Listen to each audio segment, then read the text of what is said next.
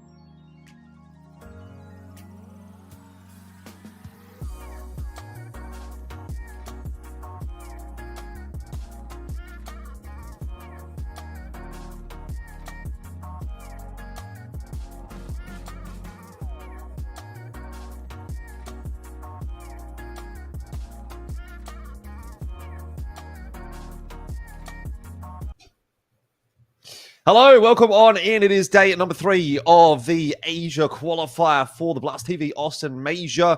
Of course, it's myself and Pilski back once again. It's been a big 3 days, Pilski, and here we are pretty much at the culmination of it. Obviously, we've still got 4 best of 3s to get through between Oceania and then once we get to Asia specifically a little bit later on. But a lot of days work, and obviously, it's not just this 3 days of work for these teams. It has been the better part of probably 6 months for some of them, maybe even years in the cases of others. And it all comes down to today for the remaining 3 teams for each respective region. So I'm pumped. I'm ready. I'm looking forward to it.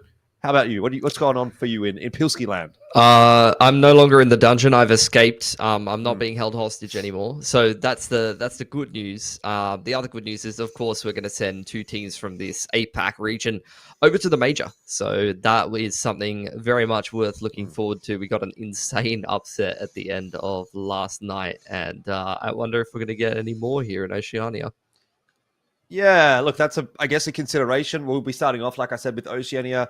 SemperFi and ex-TALON will be the first matchup, and then the winner of that will go on to play against FlyQuest a little bit later on today. Now, both of those teams, I think, would be expected to be a pretty severe underdog going into that grand final, based on the way that FlyQuest have been playing so far today, or so far throughout this competition. 2-0 against Rooster, 2-0 against SemperFi yesterday. We saw that as well. And frankly, both of those matches, I would say, were pretty straightforward. Like, there was no real funny business for FlyQuest. It didn't feel like they necessarily had to dig too deep to get themselves the dub. So right now, FlyQuest are definitely looking like the team that's in the pole position to take that major slot for Oceania. But, of course, SemperFi, they would love to have another crack at FlyQuest. And ex-TALON, well, they haven't actually had the opportunity just yet to play against FlyQuest. They did lose to SemperFi earlier on in the initial opening round. So they themselves have a rematch against SemperFi. I think actually ex-TALON, of the teams that SemperFi have faced in Oceania at the moment, do feel like the team that's actually kind of pushing them the most. So I'm kind of keen to see how this consolidation final will go. They had a decent start to that opening match. They were up something kind of astronomical in the first half, and then just got almost absolutely banged out of the first map, which was Dust 2, and then ultimately went on to lose 2-0. So at this point in time, look, it's probably still SemperFi to go through to that grand final. We would very much have that expectation. But if anyone is going to be able to cause a problem for SemperFi that is not named FlyQuest, it probably is going to be ex-TALON. They are the team that has kind of been there pushing SemperFi. They played against them in the grand final Defrag Invitational. They beat them in one of the earlier rounds of the Defrag Invitational, and they have been kind of right there with them in a lot of these online qualifiers. So let's see how today goes. It is a bit of a rivalry that's building up between these 2 teams, but my money's on SemperFi, the way things are going at the moment. Oh, for sure. I think, they played 4 best of 3s against each other in the last month. So a lot of sample size to look out there. As you mentioned, ex-TALON taking the first of those in earlier on in the Defrag Invitational, but the grand final of the Defrag Invitational, that was a bit of a whitewash. The initial round of this tournament was a bit of a whitewash. So SemperFi winning more series overall and winning some of them very convincingly. So you're definitely backing them going into this matchup today.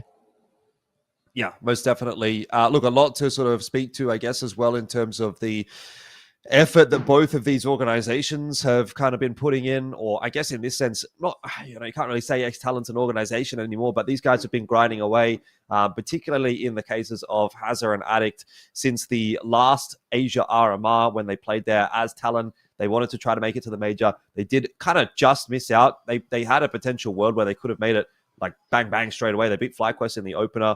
And then played against, I think it was Rare Adam, ultimately lost that game as TALON. So they're here once again to try to give it another bit of a crack and see what they can do. I would argue in a little bit of an easier qualifier, right? When you don't have to go up against the Asia-based teams, then life should, in theory, be a little bit easier. But on paper, the team, a lot of changes coming through. It's not TALON anymore. It's ex-TALON. You change up the vast majority of this roster. So for those guys, a little bit of work needing to be done as they come back into the Oceanic region. And then on the other side of the coin, SemperFi, this was a project that was kind of built from the ground up to be the best team in ANZ. They said that's straight from the horse's mouth, that they wanted to topple FlyQuest. And today may be the day that they get another crack at doing that. But long way to go, I think, before they get to that point, and they have to have that conversation with FlyQuest. First, they have to get over the line here against ex-TALON. Yeah, I mean, playing 2 best-of-3 series back-to-back today to try to earn yourself major qualification, it doesn't happen very often. When it does, it's usually the favorite team that does it, not the underdog team that's trying to cause a little bit of an upset. On the side of FlyQuest, they just get to kick their feet up and sit there in the grand final, watch everything that SemperFi will have to do. And if ex-TALON pushes SemperFi a lot today, it's going to force SemperFi to kind of show a little bit more of their playbook and what they want to be doing today overall, which will make FlyQuest's life a little bit easier in that major qualification game. Yeah, look, we've got vetoes as well that we can take a look at here, Pilsky. So let's jump on into that discussion. In the last series between these two teams, we did have the Nuke and the Dust 2 picks. That's all we ended up requiring. Mirage was the decider map. And I think we've got the pick ban screen coming shortly, which will show us a very, very similar veto coming out. There is a little bit of a change this time around. SemperFi opting not to go towards Mirage. They leave Inferno instead. So if we do need to get to that decider, we are going to go towards Inferno. But Dust 2 Nuke is going to be the same map pool that we got to see earlier on in the competition. And that was a fairly straightforward 2-0 in the end for SemperFi. The Dust 2 map actually was a poor start for them. It was a 3-19 first half favoring ex-TALON. 3-9, I should say. Sorry, 3-9 first half. But then they got a 10-0 Dust 2 T side. So it was kind of, one of those situations where it did look a little bit up and down for SemperFi. But at the end of the day, they kind of got it done quite comfortably in that series, got themselves the 2-0, and that's what they're going to be looking for today as well. So I think the game's getting sorted in the background, so maybe we should take a little bit of a break here while that gets all ready to go. But we'll have a look at the veto for you guys when we're in this break here, and you guys can get yourself sorted as well. So go get some food. It's still, kind of early in the morning, or maybe get some lunch, do what you need to do. Come back here. It is going to be SemperFi and ex-TALON right up after this.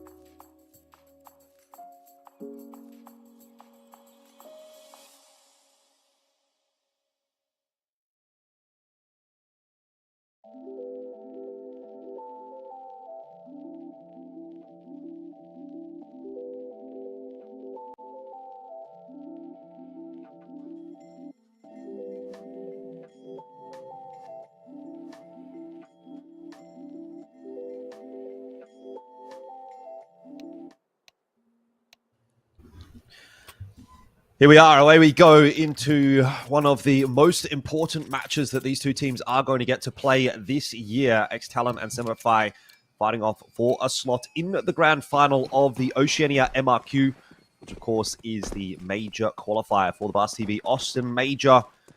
2 best-of-3s away for both of these teams, and that's not very far, but when you know that you've got FlyQuest coming up next, the job gets a little bit more difficult. First, though, of course, have to get through this BO3. And only one team will survive. It is SemperFi to kick things off on the T side this time, which is where they got a very hefty chunk of rounds. They got 10 in a row in their last matchup against ex-TALON on this side. They may not be getting 10 in a row to start things off here because it's already started poorly. 4Lex getting the opener. SemperFi stuck in middle. ex-TALON filtering their way through, but Shady's found himself a double on that block. He might even get 3. He's won the round for SemperFi. And indeed, they will start with the pistol. So the 10-0 dream is very much alive still here for SemperFi. It's a good opener from Shady. He had a pretty poor couple of maps yesterday, or the day before. I don't remember. And yeah, I think if he's really a player that locks in a little bit more today, that's going to give a bit more ceiling to SemperFi, because it really felt like some of those maps, it was like mostly Keen and Ali with some moments from some of the other guys. Valiant's had a good start on Inferno against FlyQuest, but definitely some up and down performances from some of these individuals. Need a bit more of a well-rounded performance today from SemperFi. Forced way out for ex-TALON. Looking for some picks with the Digs and Scouts. Try to cause a little bit of an upset here in round number 2. Get the mid to B pressure. U-tilt. Smoke to mid to B. Clearing close mid doors with the molly. Doesn't really pull much of a reaction out of the CTs just yet. Just a rotation over from Addict.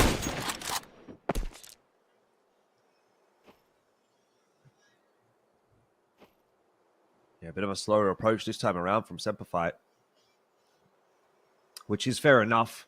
They want to try to figure out whether or not ex-TALON have put any investment into this round. Very much be expecting it. 2 scouts out is always going to be a threat on a map like Dust 2. Forlex and Addict, given the job of the scouting duty. Not Sterling. It's always funny, isn't it? Sometimes the AWPer, not the guy that actually plays with the scout. I remember particularly players like Sniper used to be a scout player, but not an AWP player. I feel like it maybe used to be a bit more of a thing than it is now, but anyway, SemperFi making their way out on Talon, dodging a couple of Deagle shots on their way through, but so far, they're not giving the heat all that much. Shady's got himself a nice 2K from short there as well as that smoke fades, and that is a pretty routine A take against the anti-force from SemperFi. 2-0 is the score, and they are looking good this morning. Yeah, that was a beautiful call. Working the middle of the map. Dropping off Keen, who sit on short there or Shady. Either Keen or Shady. They're deep on short, and then you got the late long take from the rest of the boys. Really, really nice approach in the anti-force. You don't see teams in these sub-regions take long late in the round enough, to be honest. And that's a perfect example of just how strong it can be. Quick one to B, though. Brace's got his work cut out for him on the P2. He's got absolutely no health, and he's dead. I mean, that's just, there's just not much for him to do there. Yeah, that's unfortunate for Brace, and the perfect call from SemperFi in a round like that. Nice shot from Hazard onto Keen. Headshot with the USP. Does bring one down. But Shady is a man on a mission today. Yeah, he's just getting involved everywhere. I mean, he's looking really sharp. As far as this SemperFi team goes, this is the day. You know? This is the day that the team's been built for. No, you're 100% right. This is a team that I think has had a pretty, I'd say, tough run of things, considering how the VRS system was implemented. I would say they were, of the Oceania-based teams, the team that was the most hard done by VRS. They were not playing in any tournaments that kind of gave them VRS points pretty much from their inception until really only 2025. They didn't actually come into 2025 with any VRS to really say for themselves. And they went to Extreme Zone, for example, but that was unranked, and they don't play any ESL Challenger Leagues, and they weren't getting any VRS points from that either. So it was very, very tough for them to kind of like get a lot of the tournaments. They didn't get an invite to ACL, for example, because they didn't have enough VRS points, but they were very clearly one of the better teams in the Oceania region, and only after Defrag has that now started to get reflected on the overall ranking system. And yet here they are, top 3 at the MRQ, looking to try and make it at least top 2. And of course, like you said, this team was built for top 1. And they have to try to prove that to us today, and so far, they absolutely are doing that. They are just destroying ex-TALON at the moment on Dust 2 to follow that 10-0 that they got the last time they played the team fight against ex-TALON. Addict hustling to try to get himself a frag. There's been a lot of damage done onto Savage and Team, but no frags as of yet, and SemperFi finally losing a couple of players, but it's just too little too late. That's another dominant take on the A site, and SemperFi 4-0, kicking off the day exactly how they would have wanted. Great stuff from Ali. Wins the AWP duel in the middle of the map and then picks the B anchor coming in on the rotator. Trades are a little closer over on the A side of the map, but it's still not good enough for ex-TALON. They will be reset again on this CT side, and the SemperFi are playing a fantastic T side of Dust 2 right now. Honestly, really can't fault them for any of the decision making.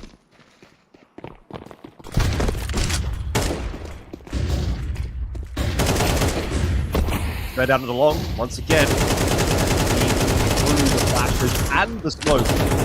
Doing a lot of damage done.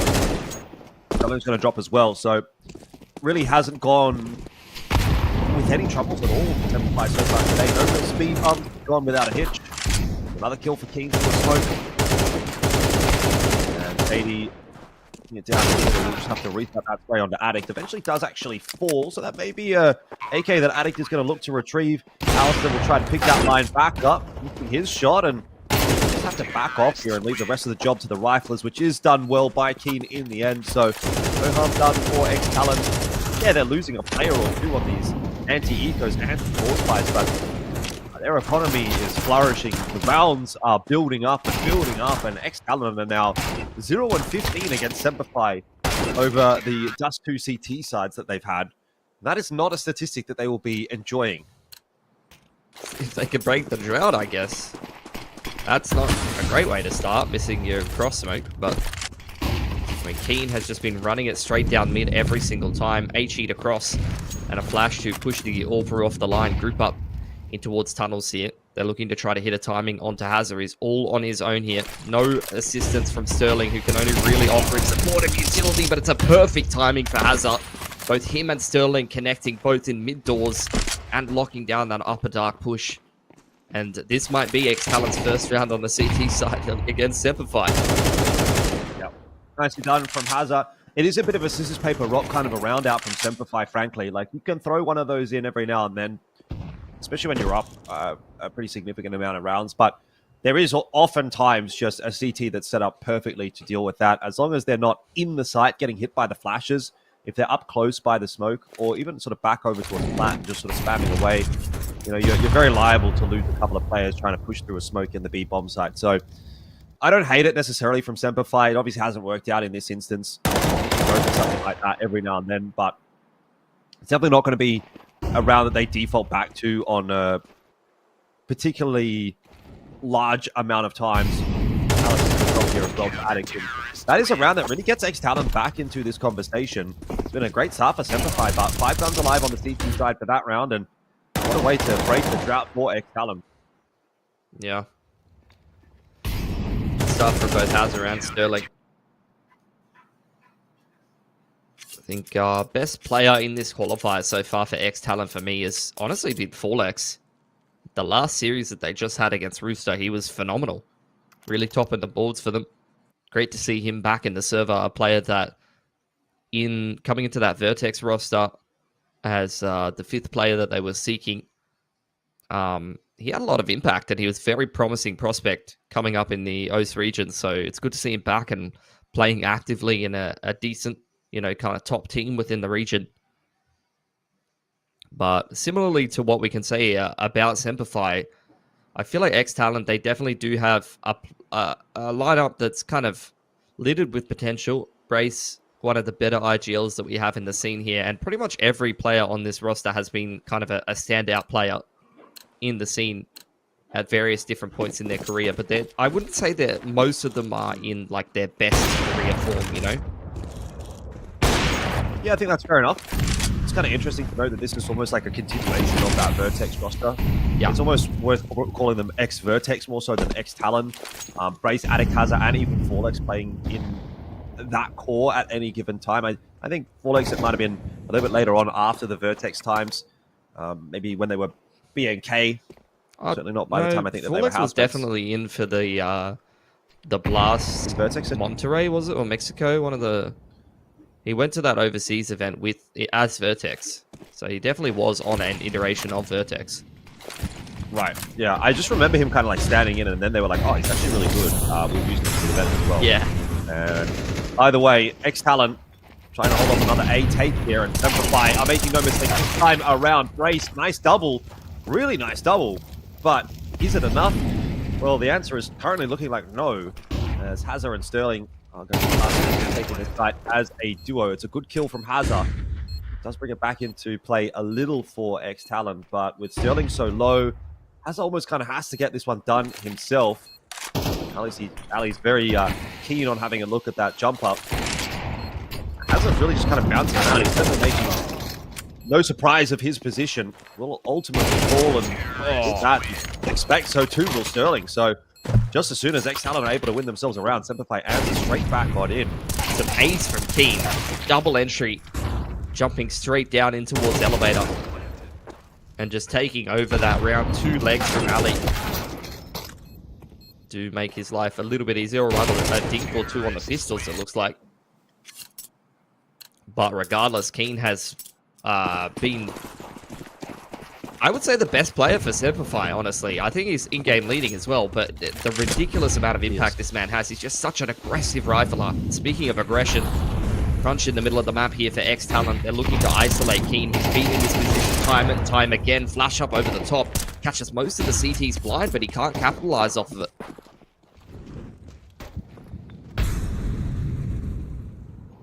It's going to slow down a little bit for SemperFi, but Keen, as you say, aggressive rifler, still wanting to kind of get into the conversation. Clear out short for a second. Shady, some good damage onto Addict. I mean, anecdotally, I would probably agree with you that Keen is the most impactful player on this roster. Numbers-wise, it would say Shady. Last 3 months, he's been the highest-rated player, but Keen's right there behind him. And then Ali smack bang in the middle of the group as the AWPer. He came in with a real bang, but has not fallen off per se, but I think obviously it's kind of hard to keep up with Shady and Keen. And to be fair, you know, you're going to bring a couple of imports into the region. You probably do want them to be worth their weight in gold, and for SemperFi, that is very much the case. You've got a in-game leader who is the second top statted player in the team as well. It's very impressive from Keen. Sterling, however, will start the proceedings. And SemperFi, with only 30 seconds left in this round, are actually deciding to go back away from the A bomb site, looking towards the B site. They have a smoke here for Cross. Well, maybe it's not going to matter as Hazard tries to get ahead of the play and does push his way into the middle for a kill. He's going to leave Addict alone on the site, but he's only got to defend for 16 seconds, and he knows that they're coming. This could go horribly wrong for SemperFi. They aren't going to clear the site. They know that Hazard is the site anchor. Can they get that bomb down in time? I don't think so. Sterling drops the cross of Valiance, and that will be the round over. Just getting a little bit flustered maybe there in the mid-round with SemperFi, and it's not worked out this time. Yeah, it's kind of in 2 minds about what they want to do. SemperFi usually a team that looks very decisive on the T side, and that's what really impresses me about Keen. And I think partially it is down to just how aggressive he plays as a rifler. Is that they always kind of look like they know what they're doing on the T side. So the fact that he can frag and their T side looks really well organized and well drilled is a big plus in my book. You get fragging in-game leaders, but then you look at their T side calling structure and you're like, okay, well, how good is that actually working for the team? Here's the short take off the bat, and already Keen's been chopped off in a pretty forward position here. A lot of control of short and the middle of the map for SemperFi. Over on towards Long Hut, though. Forlex has already got a pretty deep position. I think he might actually even be in Hut right now. Sterling set up nicely to defend against this push, but he can't see anything. The progression smoke's a little bit too good here from SemperFi, and he's under pressure again. Jesus, oh my god, through the smoke in a CT as well. He is on an absolute fryer. The dude is not working at McDonald's. He's frying in the server. 12-4 right now. And ex-TALON have no option really but to save. This CT side, it's been better from ex-TALON than the last time they played against SemperFi, but only marginally. This guy is unreal. He had an inkling of Forlex's position, but doesn't properly check it. Will be punished for that. Hands an AK over to Forlex. Nice little upgrade for him, but that's the silver lining of this round. This was double entry from Keen, and pack your bags into round number 10. Yep, rough living for ex-TALON. Honestly, I think they have to just be hoping that this second half is going to be a little bit more fortuitous for them. That was the case in the last matchup as well. Ex-TALON definitely got a lot more done on their T side as well. Game is leaning obviously quite heavily toward the T side at the moment just because of a lot of factors, economy being one of them, but game engine being another.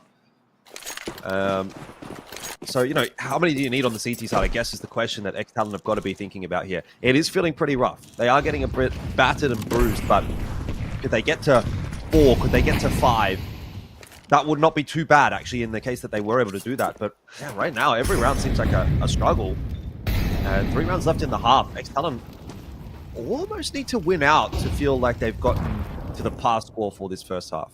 I mean, they've got to repeat their good T side from yesterday at the minimum because the scoreline is not going well for them. This is the second time they've picked Dust 2 into SemperFi. And this is the second time they've been getting battered on the CT side. Give Grace a lot of credit for being a solid leader and tactician inside of the O scene, but you need to figure out this T side, having played like your second official on it against it now.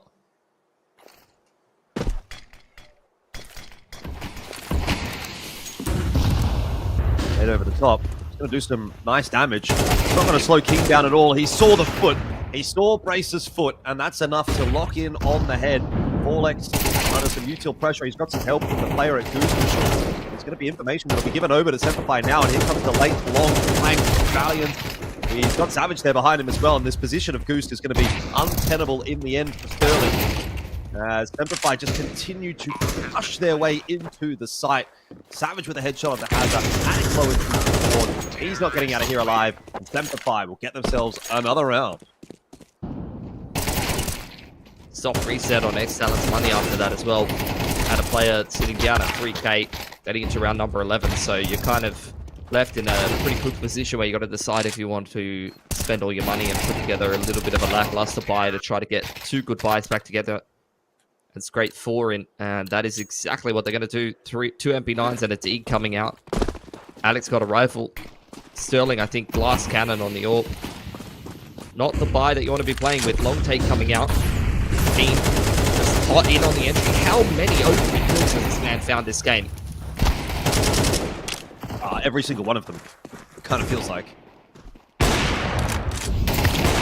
sure what the stats say, but it would certainly be a lot. Sterling trying to hold on to the A-bomb site. He's going to fall. Last line of defense was Forlex, but speaking, he was in a rough spot. Couldn't get it done. Playing the headshot game against SemperFi at the moment is not going to work. This will be a 9-2.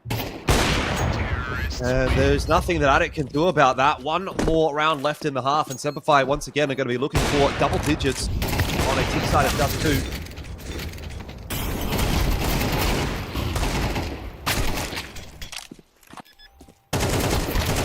Opening duels for Keen, by the way. 6-1.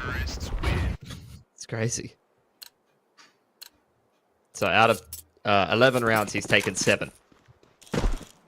Or is the scoreboard even one behind? Oh my god. Well, No, it's not. He's not going to get the opening kill this round. And yeah, ex-TALON have got no one on this B side of the map. The long take should be heard. Like, this should just be no-brainer straight into B. It is, yeah. SemperFi, a free site for them. It's looking like a 10-2 half. So, look, 2 games in a row. 10 rounds on the T side for SemperFi, most likely. Yep. Yeah, 9-3 as far as the open duels are concerned for SemperFi in this half, and that conversion rate might get even better as they are looking for the 10-2 half. Savage expecting Grace to be walking in through the tunnel there, but will get himself at least one. Now it's down to Ali, actually, to try to clutch out. The fight in mid did not go too well. Sterling thinking about pushing in through that smoke. There's a timing window here for Forlex to walk out as well. Ali's definitely seen that gun barrel, and he knows where Forlex is coming from. The progression smoke will give Forlex some options, and Ali will miss the shot. So in the end, it will be 9-3 in opening duels for SemperFi, but also 9-3 in the first half as well. It's a very solid start to the day, despite the fact that they won't win that final round of the half.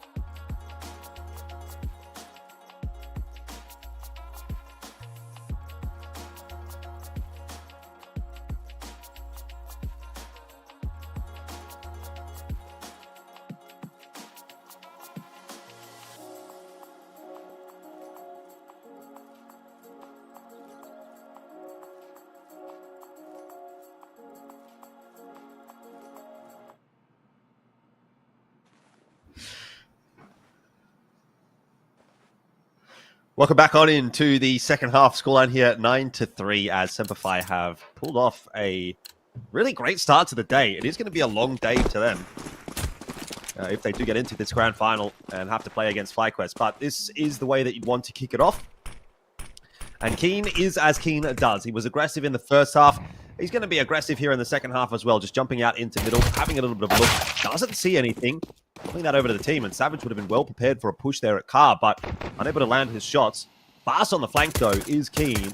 So this pistol round not yet over for ex-TALON, but they've got to kick things off well on this T side if they want to have a conversation about this map of Dust 2. They had a good T side the last time they played SemperFi, and it's just turning to gold. Keen punished for trying to get in on that flank. Attic just trying to keep these CTs locked in the bedroom choke. Look, Brazing could use a little work there, but Brace next to take the duel over towards bedroom. And it does seem like it's just going to get some exits here for SemperFi.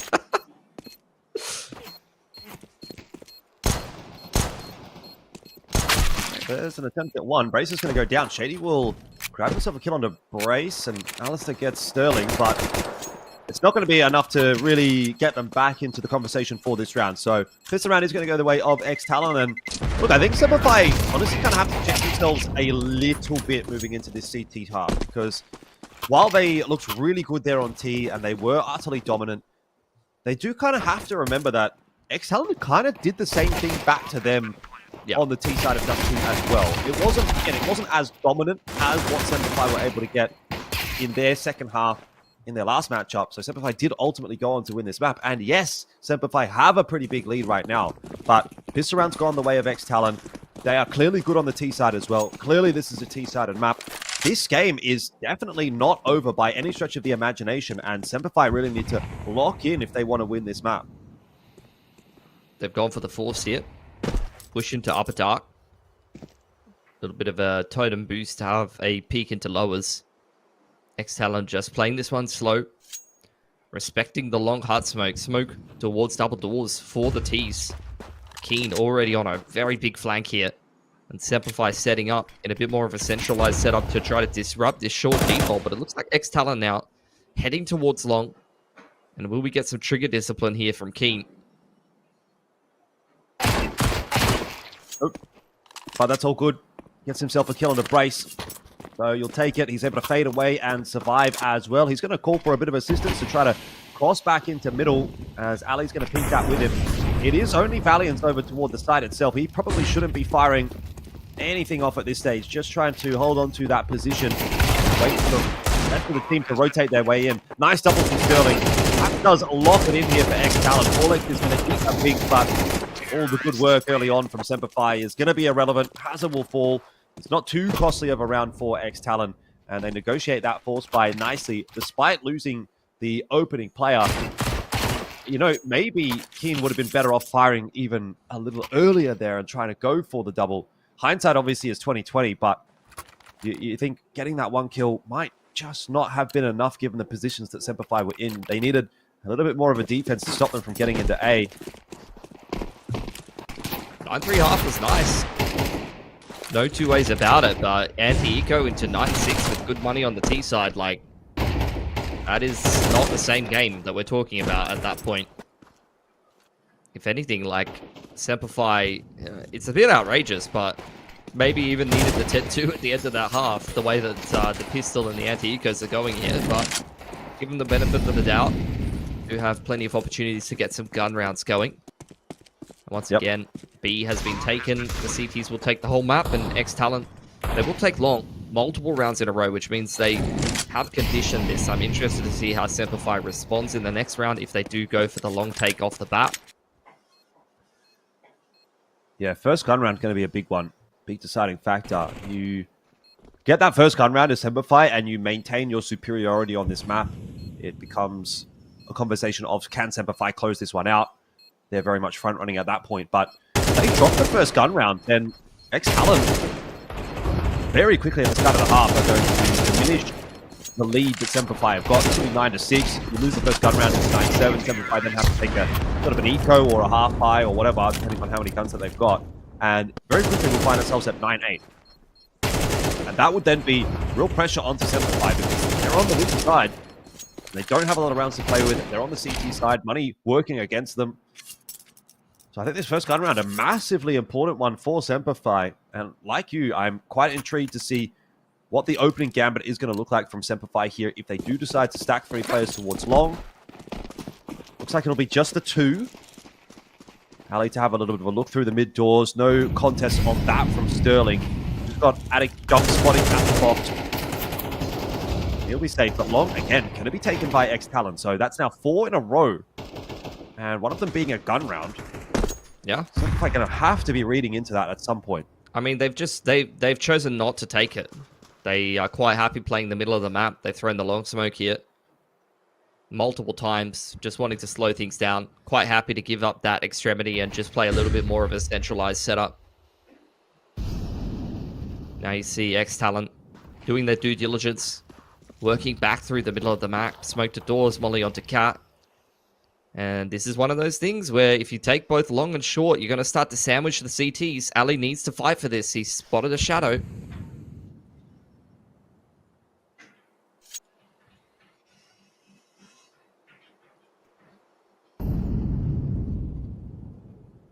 Well, as we said, it's a hugely important round for SemperFi. They're getting busy. Working around things on short at the moment.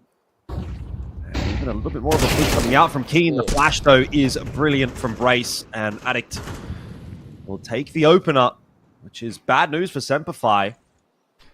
Honestly, the way that this game has been playing out with how dominant these T sides are, SemperFi, I don't know if they can afford a retake situation. They have to get themselves a kill before this bomb plant goes down. Otherwise, this round may well be over. They've had their opportunities. Shady, the flank in from Addict, will bring it back down to 4-on-4, which then very quickly turns to 3-on-3 as the exchange is in there for Sterling. Savage for a double. SemperFi fighting hard for this round, and Brace and Forlex need to try to hold on. There's a nice kill from Brace, but still some numbers persisting for SemperFi. Ali missing his shot with the AWP, and the round appears to still be going the way of ex-TALON, and that's just how hard it can be on the CT side. SemperFi, that looked very winnable, but could not find their way in onto the site, and ultimately don't put enough pressure onto those players in the post plant. And ex-TALON on this T side starting to rise up. For sure. It's a really nice opening gun round. And they have heavily conditioned the long take multiple rounds in a row. Savage has got some real clean caps on the A1S. Honestly, like, this dude is super sharp when he slows down the fire rate on this gun. See, most people kind of spray it a lot, but it's pretty clean tapping away on that thing. I think you got a long pause of like nothing happening in the round, and then just a brilliant flash onto Cat to set up Addict for success. You could tell Keen wanted to kind of figure out what was going on. He's playing that aggressive setup in the off angle, and he's punished very heavily for that. There's a long take for SemperFi. So, where they're starting to play around this long control and recognize that it might be a little bit of a problem, even on the half by Alistair posted up on Cat, looking for a pick in the middle of the map. And the way that this round's playing out, I dare say he's going to have an opportunity to have a crack here in the mid-round. Yep. He's going to try and get even a bit more aggressive, but falling back off that line for a little bit more of a defensible position. ex-TALON definitely headed in his direction. It was a bit more of a default setup for them at the start of this round. A couple of players up toward Upper Dark. Some pressure on B. Ali being forced away. And ex-TALON will be keenly aware of the possibility of this AWP around every corner. It is the win condition in this round for SemperFi. You can see Alistair really is trying, but he has been given nothing so far. A fight through the mid doors. Keen is now low. But someone surely jumping up on shorts. Looks like it might be the case in the end, as the default is going to go back over towards B. Valiant is waiting there with the 5-7 in hand. Alice has now been spotted out. There's a push through. Shady somehow gets Hazard. And Valiant had for a second maybe a chance onto Addict, but well checked in the corner there by Forlex. And again, another round that SemperFi may have had a slight advantage in, but probably still won't be able to get over the line. They're having a look in. They're giving Alistair the chance to pull back a kill and give them a chance at the retake, but It's just not going to happen this time around, so better off saving. Could play for some exits. Savages posted up in backyard here. Shady's got his hands on an AK, and with how many rounds there are still left to play, every gun you can keep on through into the later stages of this game of Dust 2, it's going to give you more opportunities on the CT side to string these buys together. Majority of ex-TALON comfortable saving over a car. They don't really need to move anywhere. All still pretty high HP. Terrorists win. And this is the scoreline we were talking about. You can see SemperFi sweating a little bit. Yep. Only 3 CT rounds so far for the entire map. And those 3 were picked up by ex-TALON. It didn't look like much in the first half. But now those 3 CT rounds are feeling like absolute gold. And you can see the pressure is starting to mount on SemperFi. They're going to take a timeout. Have to have a chat here. They've got to find a way to get around somewhere. Are they going to throw a change up in the mix? Is there going to be some kind of aggression out from them? Are they going to, I don't know, give up long? Are they going to push upper tunnels? Need to do something to kind of disrupt the normality that has ensued in this game, because it just feels like as the rounds are playing out in a standard fashion, ex-TALON are doing enough. They're making the right calls. They're going to the correct sides of the map. They're negotiating it fine. Players on the entry.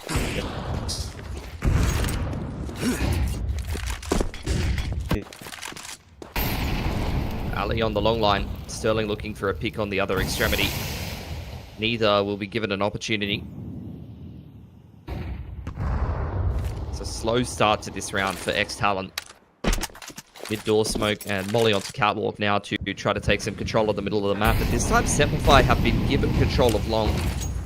We'll see if ex-TALON do opt to go for a late long take, similar to what we saw from SemperFi's T side later on in this round. But now they will respect it. There's the re-clear on bedroom from ex-TALON. So that is a little bit of a tell to SemperFi that there's some movements in that part of the map, and that may keep Alistair actually posted up on the bedroom line with Savage playing close.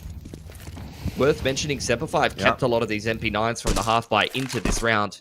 So they're really trying to squeeze every dollar out of this CT economy here. Well, they need to. They know this is going to be a long game. It's going to go the distance. If they're going to end up winning map 1 here, it is going to really be something in the realms of a 13-11. It's going to be an absolute grind. They absolutely have to have a hold on their econ if they want to get themselves a dub. It'll be a mid-take from ex-TALON, which again, doesn't seem like a bad shout at all. There isn't really any presence in mid. Best case is Keen defending that with an MP9, and going to keep being a little bit of a pest. He's done a lot of work there. And Shady and Alistair, the B-hold has gone well. Valiant's watching for the push through upper tunnels. Forlex helping a little bit of chip damage through that smoke, and this is the round that SemperFi have been looking. Oh my god, was that a triple collat, I think, from Sterling through the door. Hasn't got himself a kill out of it. He finishes off Keen eventually, but I'm pretty sure he hit 3 players. Savage didn't do much to help ex-TALON get that round, though. It's beautiful work from Keen on the MP9 there, just harassing them as ex-TALON try to complete that mid to B. Yep. MP9 upgraded into an AWP. And yeah, when ex-TALON don't get that long control, they're having some problems. They have the long spawn this time. Double AWP. So I dare say they're just going to go straight back to it.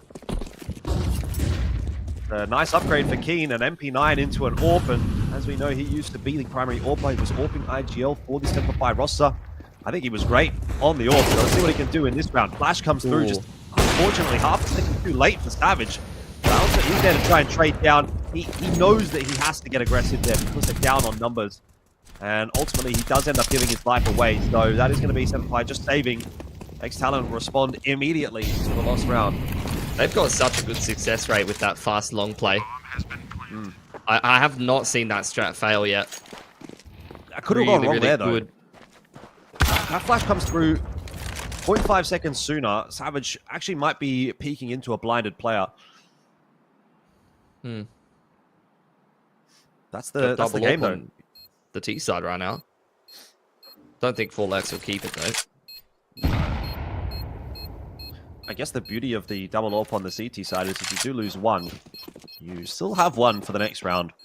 So this will probably just get shuffled back over to Alistair. I doubt that they're going to buy a double AWP. They take the double AWP because they had the option to do it, but I don't imagine they're going to be investing for the double AWP at such a close scoreline on this CT side. And see that flash that I'm talking about, it completely catches Addict. But too late. He'd already gotten the kill. See what the investment decision is. You can see the orb's been thrown over to Alistair already, so that would indicate Keen is just going to go back onto the rifle, even though there is technically money for the buy. SemperFi are thinking long term.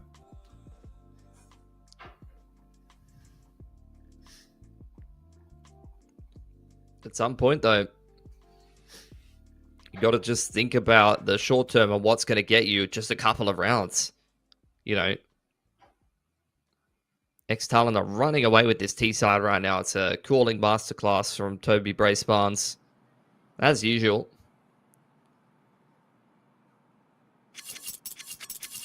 Have not seen an answer from SemperFi just yet.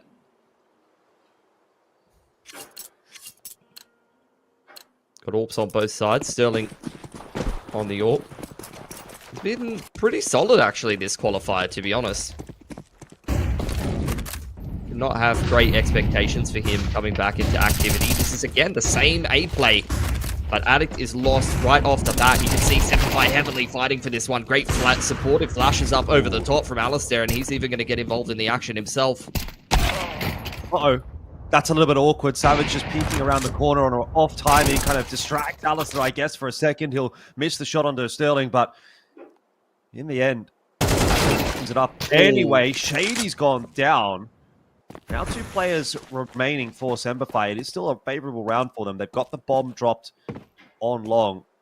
And Brace needing to try to clutch this one out for ex-TALON, but it is a very doable round. Look at all the nades in CT spawn here. He's taken one for himself. He's found him.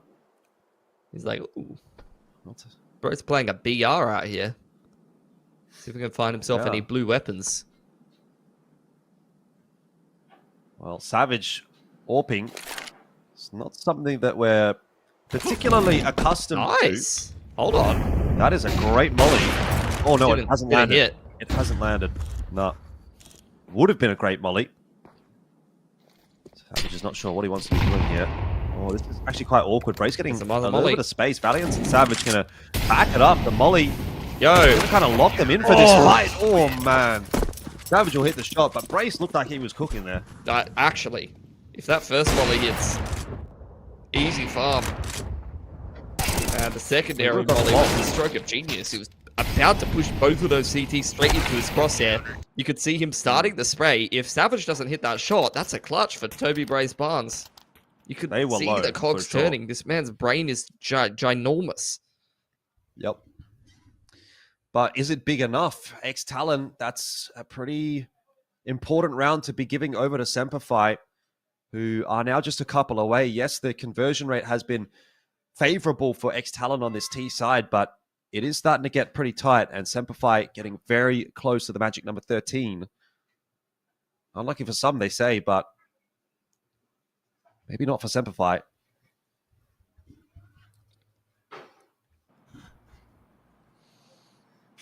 Ex-TALON running out of money as well. The CTs actually have the favorable end of the economy towards the tail end of this game. 1900 loss bonus for ex-TALON. If SemperFi wins this round, this game's over. They will be broke on the T side with only 2k a pop. SemperFi will know that. Know how important this round is. Savage is playing anti-flash on long. Again, they're expecting some kind of aggression out there, but nothing from ex-TALON this time, and Savage has been able to spot that out.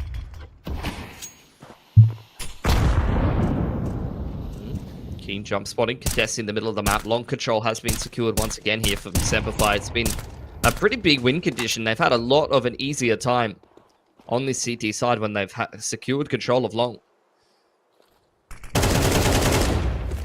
Nice opener from Hazard. Keen caught on the jump up.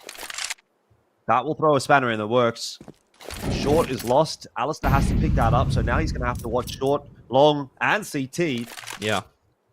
He's just going to decide to double up on long. Take a bit of a risk here with Savage, but this is a risk that may pay off. What a call from Ali. It's going to go creeping back on the line, and he will get Addict as a result. SemperFi, not too sure now if they want to be going for this long take. They're not committed. They haven't walked through the doors just yet. They're getting kills over on B. A double push. Shady and Valiance try to make the play for SemperFi, and they've completely lost the B bomb site. And with that, the round is undoubtedly over. Yeah. That's just got to be a save for SemperFi. And that's unforced errors, really. Keen caught on the jump up there is pretty uncharacteristic. I've been very impressed with his performance, but realistically, you cannot overlook someone up cat that fast when you don't have any presence in the middle of the map. Your AWPer is not on B ramp, scoped up on double doors or cat.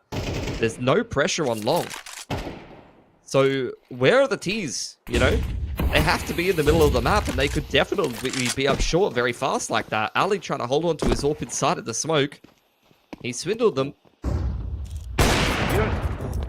don't even know if you want to fire here, but he's going to take the gamble. The bedroom door's clear, and now he's stuck. He's not getting away with this AWP unless he frags out. Hazard bangs him through the door. 11-10. SemperFi will lose everything in that round. That was sharp from Hazard. But yeah, SemperFi have kind of cooked that CT round, if I'm honest. Like, that was probably the first edition of him looking a little clueless in a round. Getting completely caught by the pacing up catwalk there. Not really being aware of what his own CT setup should be.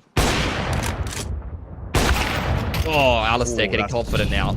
Taking matters into his own hands. It's an opening pick here. He hasn't taken that fight yet. And spotted. Oh, so tight that line. Almost impossible to hit that shot, but Alistair's done very well to open the account here for SemperFi. Shoes on the other foot now. Ex-TALON have to do some work to come back into this round. Ali's playing very aggressively up here on short. He's still maintaining control of middle. Not seeing anything. Keen going to come and back him up and work his way now into lower tunnels. Eyes turned toward Valiance on this B bomb site. He has Shady there to assist him as well. If this ends up being a B hit, there is no way this should go well for ex-TALON. 4 players through upper tunnels. Information already there for SemperFi. They know exactly what's going on. Valiance tapping away through the smoke. He's going to get Hazard. It should be SemperFi to map point. 3-on-5 for ex-TALON. And even with 45 seconds on the clock, at some point, like, with too much ground to cover, you might even just have to continue to consider the save. But Keen is not going to let them. Hunts down 4lex in towards upper tunnel. Alistair posted up on suicide as well.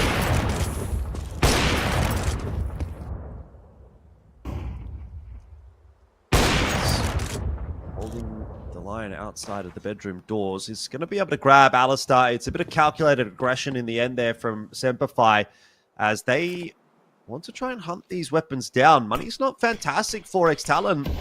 Don't know that they'll be able to afford an AWP into the next round if it does go down here. So that's what SemperFi are trying to read into here and see if they can take some of these premium weapons away from them. Try and kill them after time, perhaps. That'll happen. SemperFi don't have the money to really hunt those guns either. In fact, I'm not even sure if they're going to be able to get Alistair an AWP unless they picked it up at the end of the round there. Money was not looking great. Yeah, he's found it. Got it. All right, map point. It's not too bad, though. Yeah. It's a chance to close here for SemperFi. Quicker pacing straight into upper tunnel for ex-TALON once again, looking for an AWP pick on the cross. Luke's going to go in again. Valiance opting to play up close. One more time. You've got SemperFi in middle, controlling lower tunnel.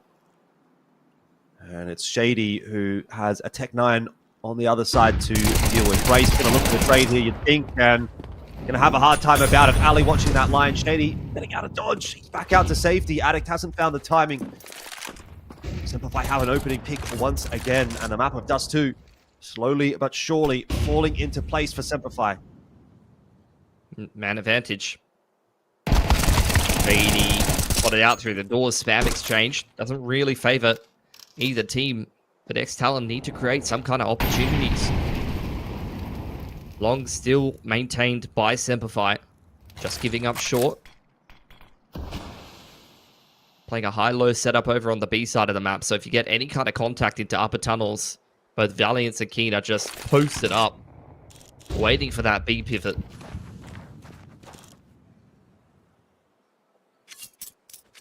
Ali in the right position to have impact in this round. This is the quintessential AWP location on Dust 2. The push coming through on short, just peeking them off one by one. He is locked in and ready. Smokes are coming through. So he'll have to change his position up, but already some serious damage being done. Race has killed himself, dropping down into CT. There's no way. There is no way. Alistair jumping up on the box says you shall not pass, and that is that. Map number 1 will go the way of SemperFi. It's hard work, hard yards put in once again on Dust 2, but SemperFi are locked in today, and they are on their way toward that grand final against FlyQuest. 1 map remaining. Yeah, moving over onto their map picks, so should be very confident they can close out this series from here, and did get it done 2-0 last time around, so they'll want to try to repeat that heading on to New Kit. Yeah, good chance that they will be feeling very confident about things. The nuke was a little easier than what they had on Dust 2. To be fair, this Dust 2 game, very, very similar to what we saw in the last matchup. Not a lot has changed from day to day. 13-9 in the initial matchup, 13-10 today. So if we can infer anything from that, it is that SemperFi may have a pretty good time going into Nuke, which was a 13-5 victory for themselves on their own map pick. They'll be feeling good about things. We'll have to see whether or not they can convert another 2-0 win against ex-TALON. Before then, we do need to head to a short break before we jump into map number 2. So we'll take a quick one, but Nuke is coming up right after this.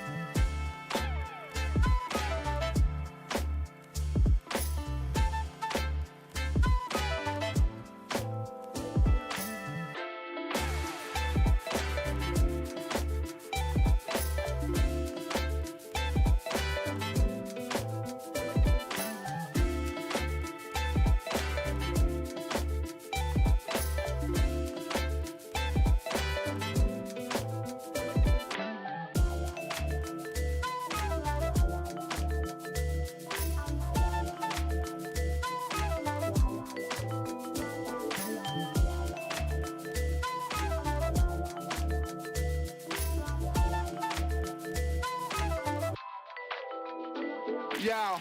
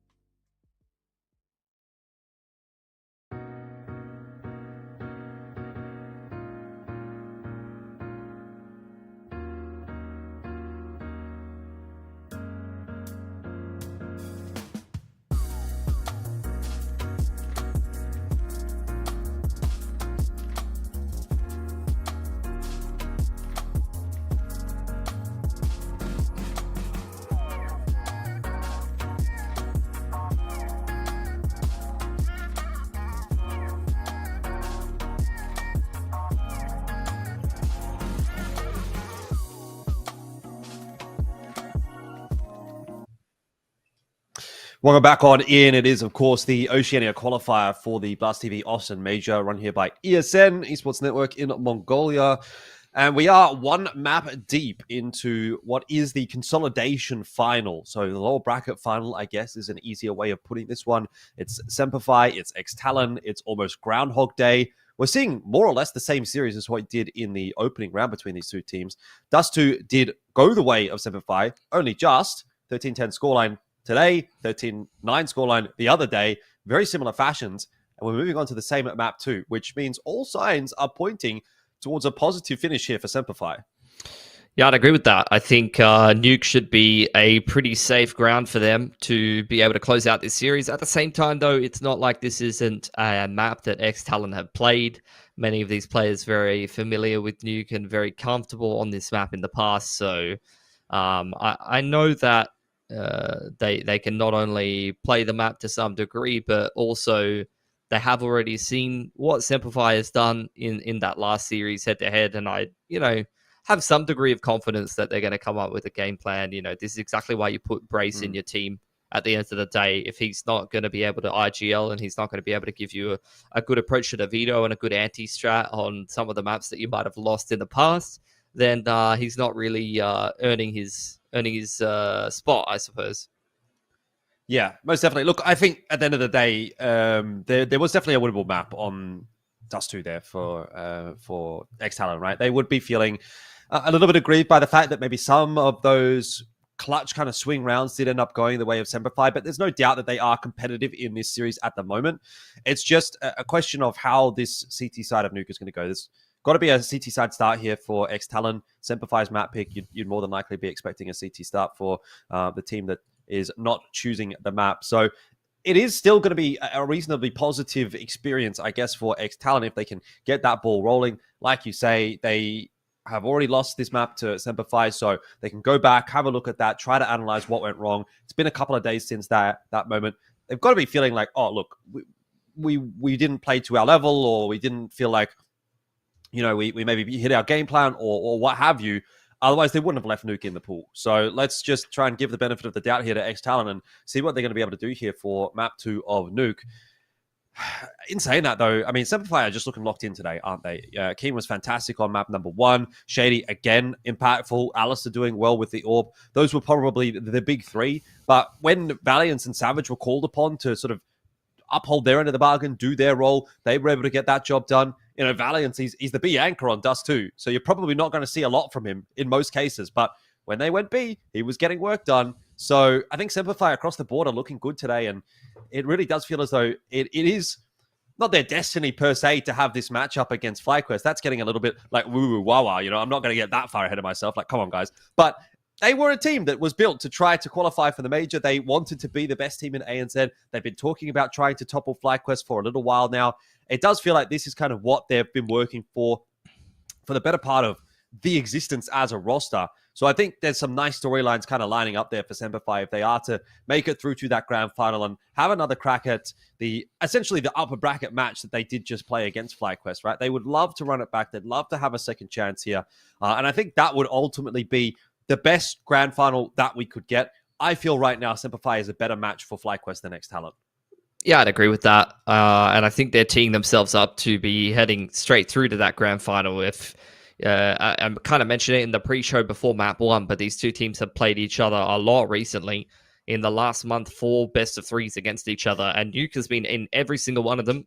And SemperFi has won it every single time. They've won 4 games of Nuke against the ex-TALON core in a row. And the last 3 of them have been very one-sided, like 13-3, 13-6, and 13-5. Those are not close games. So I think at this point, as ex-TALON, if you cannot figure out a way to take out SemperFi on Nuke after kind of getting slapped by them multiple times in a row, then, I don't know why it's being left in the veto at this point. Well, I guess the thing is, when ex-TALON have a perma veto, they just don't want to play Ancient at all. It's probably not a great map to have as your perma veto either, because so many teams kind of want to play Ancient or don't even necessarily want to play Ancient, but have it in their pool that you're almost, if you don't play this map and you don't play it well, like you're forced to ban it away. which is really, really rough. Can't afford to have it maybe as a decider map or something like that in favor of potentially being able to ban something a little bit more niche like a nuke. But either way, we find ourselves here on nuke. It is a must-win for ex-TALON if they want to survive in the MRQ. SemperFi have a great track record, as you've just highlighted on this map, particularly against ex-TALON 4 in a row. And if they can make it 5, they'll find themselves in the grand final against FlyQuest, playing off for a spot at the major. SemperFi prepping themselves for an uppers hit. ex-TALON, no contact found on either outside or ramp. They've got a little bit of a ramp set up, anticipating some kind of play to come in there for SemperFi. Has up. Dooley try and lock down that door position, but his toes are getting singed. He's been pushed close. Absolutely aware of that. The free fire just doing a little bit of a tickle onto Hazard. No headshot, so he's not finished off, but SemperFi are very quick down into the B site, and Shady fighting hard for his life. At least does enough to defend the bomb carrier, and the bomb plant will go down. Keen losing his life to Sterling. And this round starts to open up now that ex-TALON have got the numbers advantage. So with Hazard and Brace low and Addict deleted, there's a very good chance that ex-TALON are still going to drop this round. These blocks at close range are very threatening. Hazard, Brace, the last two alive, and they've got no HP to play with. They're just dancing around the site, trying to find themselves a headshot desperately with the USPs and the dualies, and it's just not going to happen. It is not happening today for ex-TALON. Of Dust 2, so far on nuke, it isn't either. SemperFi will start with a pistol round. Should get the force buying response for ex-TALON, I'd imagine. Particularly on this map. Something that you can make work. Nice little set play there from SemperFi. You could tell with the hut door pressure that ex-TALON were kind of in two minds about whether that was going to be a commitment in towards uppers. By the time you got these players scaling down into the lowest site, ex-TALON were just trying to run down Megaton and get in position in time. Sterling keeps that round pretty close. Got another play towards door here. In fact, straight out the door and down the vent again. As Alistair's been lost off the bat from some spam through from Addicts there from Addict. So man advantage for ex-TALON now. As the plant goes down in lower, it's deja vu. It shouldn't be the end of the world. SemperFi have pretty good control of this lower site. Player in the control room, player watching the vent. Not really open for ex-TALON at the moment. Shady's sort of hanging around in trophy room. Nade's going to do quite a number to him. ex-TALON sticking around thinking about this retake, but honestly, they've only got 15 seconds. I don't reckon you go for this. They are locked in the Megaton. On the clock, they're going for it. There's no time. And as a result, they've lost most of the guns. So it's just going to be a scout and a 5-7 taken through. Valiance is dead, man. So is Keen. It's costly. It's worth. That is worth. Keeping the T's interested and locked into the site for long enough to take all of the guns away from them, and they'll still keep... Ooh, hold on. Okay. They're going to go for the reset here, Jordan. The XM out on 4Lex. Hero rifle purchased by Addict. This is extremely risky business here for ex-TALON. This is a big balls play to try to take control of this CT side right here, right now, and break the money of SemperFi.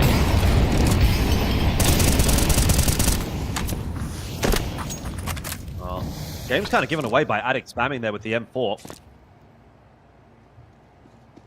They are well aware that there is an investment into this round. Problem so far for SemperFi. Good trades on outer, just contact playing their way as a pack. And they trade 2 for 1 so far. Working out nicely for SemperFi. Race movement down in towards Hell. King will drop. Savage looking for the trade if he can find it. Race ready for another play to come up elbow. It's multiple pings from him. This is falling apart from SemperFi, just a little bit too disjointed in the 4-on-3. Not ideal. And if Valiance decides to walk through door right here, 4Lex is getting a kill every day of the week, but he doesn't walk through door. He checks the angle. Headshot onto 4Lex. Starts to pull this one back, but time ticking on SemperFi's chances in this round. The fast flank coming through from Hazard. Valiance is timing perfectly, and great down on the side. Hazard! Bomb Gets there drop. just in time to drop Valiance. which leaves it on to Shady. Quiet here. The MP9 is going to get the job done. ex-TALON have fought their way into the half a little earlier than might have been anticipated. Yeah, they risked it for the biscuit, and it tastes so good right now. SemperFi very disjointed in that 4-on-3 though. Like Keen is sprinting around hell, solo by himself, gives up his life. Savage attempts to trade him and gives up the even numbers and the Galil to brace. Like that 4-on-3 was not great from SemperFi. Forced up in this round now. Gonna have to try to make the pistols and armor work here.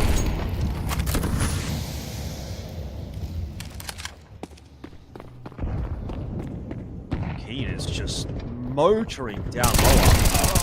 Try and drive by against Attic. More of a bait than anything else, trying to pull players away from the A side, but hasn't really worked. Forlex holding down with that UMP.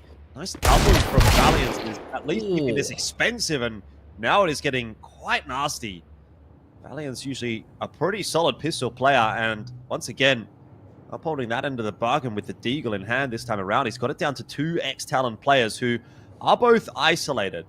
Dude, he's locked in. One or two decent shots could make this happen. He's 9-2. This is like the start he had against FlyQuest. Rifle picked up for him. Bomb in hand. Ex-TALON just wanting to tuck themselves in one and dones. Probably aware that he's pretty low at this point. This would be the time to go heaven and pull out the silent drop. 35 seconds on the clock. He's going to have to make some noise somewhere. Looks like he's going to wrap his way down towards B, which with the time on the clock feels a little bit doomed. He's not going to get the opportunity to clear the doors properly here, so might be lucky to just get a plant down. Smoke is not going to be enough to prevent Addicts from getting the kill quite comfortably in the end. So second round for ex-TALON. By finding themselves locked in at 2 apiece. Not gonna lie, I think some pretty questionable entrying from Keen this game. There's multiple rounds in a row where he's just full sprinting somewhere absolutely nowhere near his team. And just dying for free, untradeable. Why now broke. ex-TALON working their way into the CT side. This is promising for them. Ooh. Like throwing bodies out up. That is not really going to work out at all. ex-TALON building the money up nicely on the CT side of so far. Keen once again going to try and skedaddle his way into the B bomb site, but they're waiting for him. So 3-2, ex-TALON have the lead. 5 alive for ex-TALON. That buy up in towards round number 3 has really been worth it. Economy well and truly established now. 2.5 on pretty much everybody. Buy into this one as well from SemperFi after being hard reset on the T side. It's not something you have to deal with very often. But you can see the effects of that when it happens. Even going into this round, 3 rounds later, their money is really stifling their ability to buy full utility with the AKs. Even Shady working nicely on outer, but not aware of Hazard's position. Potential chance for a double is secured. He thought about getting 3. Keen was there to lock it in for the trade, though, and in the end, SemperFi at the advantage in round number 6. But for how long? Brace creeping back on the line. He'll catch up with Keen. This round very much still hanging in the balance. Nuke is a big map. Players can be all over the place, and Brace just out in no man's land. Might get this timing right. Oh, but the spray is a massive whip from Valiant. So Savage forced to find the trade, and now it's down to the one-on-one. Savage v Forlex.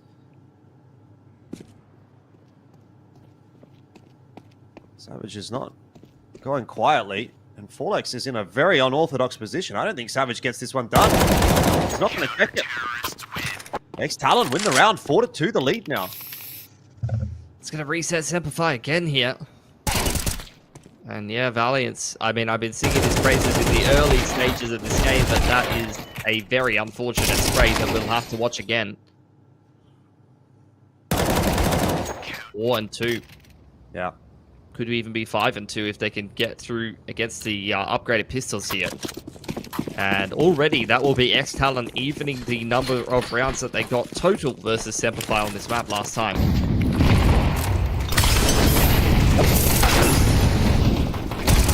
Yeah, there's the extra team that he's been looking for all game long. Great trade from Savage as well. Damage being done on Outer, though, by Sterling is still keeping this one in check. It's 3-on-3. Race is down to lower. Sterling's hearing that rotating. There's a walkout onto the A site there from Savage, who I think was holding onto the bomb. Forlex watching for it. Good side anchoring done here by both of the site players for ex-TALON. And it seems they'll negotiate this round okay. So your prediction of the 5-2 is coming into place.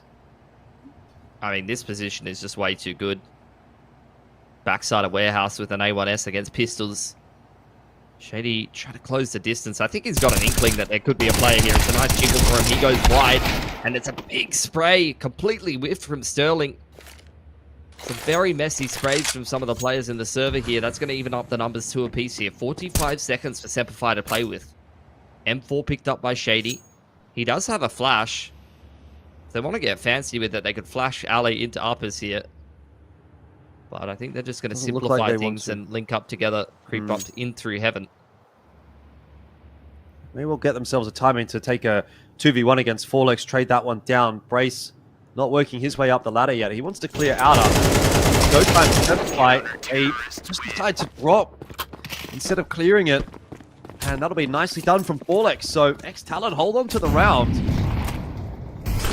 CT half is building up very nicely for ex-TALON. Yeah, that round is a little expensive, but you can afford it. This is such an iconic position from Forlex, by the way. One of the big games from Forlex for those that haven't followed the scene for as long is pretty much the only time that Vertex upset the Greyhound Corps. And it was a game where Forlex was playing the inside anchor in uppers on Nuke for the first time ever in a decider game against the best team in the country on LAN, and he absolutely popped the hell off with zero expectations of him to do so, to win them the game. So absolutely love him. Great memories of an upset in my head whenever I watch this man in uppers on Nuke. Could be putting together another potential upset here. I think it's fair to say that ex-TALON come into this game as the underdog. And so far doing pretty well on a Nuke. The CT side blossoming for the moment. Can very quickly turn around with the money in not bad shape, but could still be in precarious positions. That said, SemperFi would actually have to win a round for that to be the case, and that has been pretty hard to come by. Valiance was 9-1. Now he's 9-7. But Keen has been able to split his way through those smokes, and he has gotten a lot of space on Outer. He's going to get all the way up into heaven and start looking for a trade frag somewhere. Shady punishing that aggression. Shady puts us into a 4-on-4. Sterling's picked Alistair as well. It's just round after round. These mid-rounds falling apart for SemperFi. We'll see what happens here with Shady trying to slot in onto Addy. Spotted him.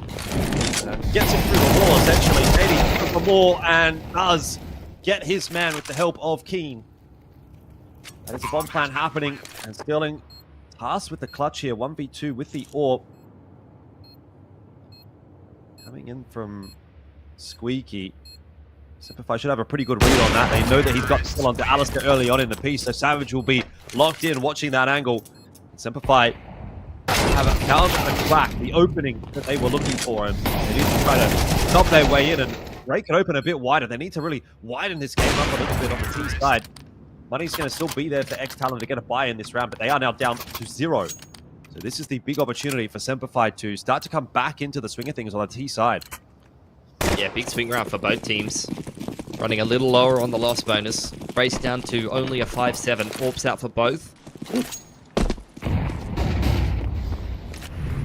Bit of a commitment in towards ramp room here from multiple players on the CT side.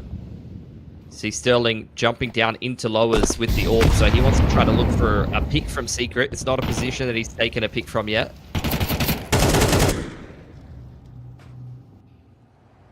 It is being watched by a couple of SemperFi players. If he goes any further up the stairs, Sterling will have heard that Molly connect as well. Keen just taking a bit of a beating, thrown at his head, flashing through. And he's cleared out the bottom of the stairs. Sterling on his way out now. Yeah. Info denied. Alistair working around in lobby. Info denied very well by SemperFi here. They pushed that AWPer off of the line, smoked off Annex, so ex-TALON don't know what's happening in lower, and SemperFi are just going to simplify this round. 4 players going to creep into ramp room with Secret already because it's secured on the other side of things by Keen.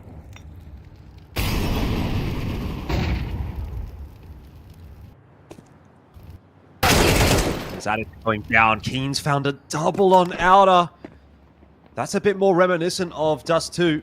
SemperFi going to try to pick the pace back up again. They've still got a couple of players to get past. Olex here being one of them. And again, you mentioned how strong he was from the back vent. That's a 3K for Forlex. Keen has to be aware of what's happening on outer, but Brace creeping his way out of hut. Ali's got no idea. He'll spot him out. He will get the trade as well. 10 seconds. And we're down to a 1v1. Both the Orbers. Ali's just going to go for the plant, which is the safe play. If he would have stayed on that line, he'd have killed Sterling, no doubt. But now, the info jump spotting. I don't think he saw him. And Sterling picks up the clutch for ex-TALON. The battle wages further and further on. Forlex is just way too good enough. It's unfair. One man in a one and done like CT vet should not be able to get away with 3 there. One clip of the A1S. That is such a huge impact play. Because look at the money on SemperFi here now. Oh, it's actually a lot better than I expected. I'm still pretty maxed out on the loss bonus. Must have had a little bit of extra cash left over. So more important for a little bit more breathing room. Yeah, I mean, more important for ex-TALON to secure that round just to keep themselves rolling on this CT side because they, with leading this hard, definitely do not have the better end of the loss bonus. A little bit harder to recover from on the CT side as well. But undoubtedly, they took their losses there. 1,400 loss bonus here for ex-TALON, maxed out on the T side.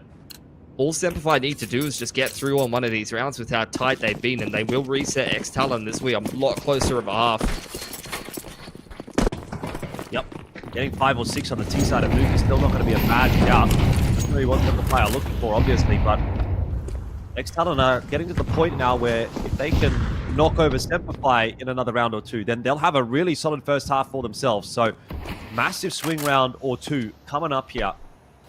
And SemperFi are not wasting any time working their way through the map. Again, Keen going to be that one on the entry duty, working his way forward. Sterling on the line, and Keen trying to jiggle peek the angle. Eventually does draw out that shot from Sterling. Wisely played by Keen, and taking a lot of space really early on in this round. Very nice stuff. SemperFi are doing a really good job of neutralizing Sterling.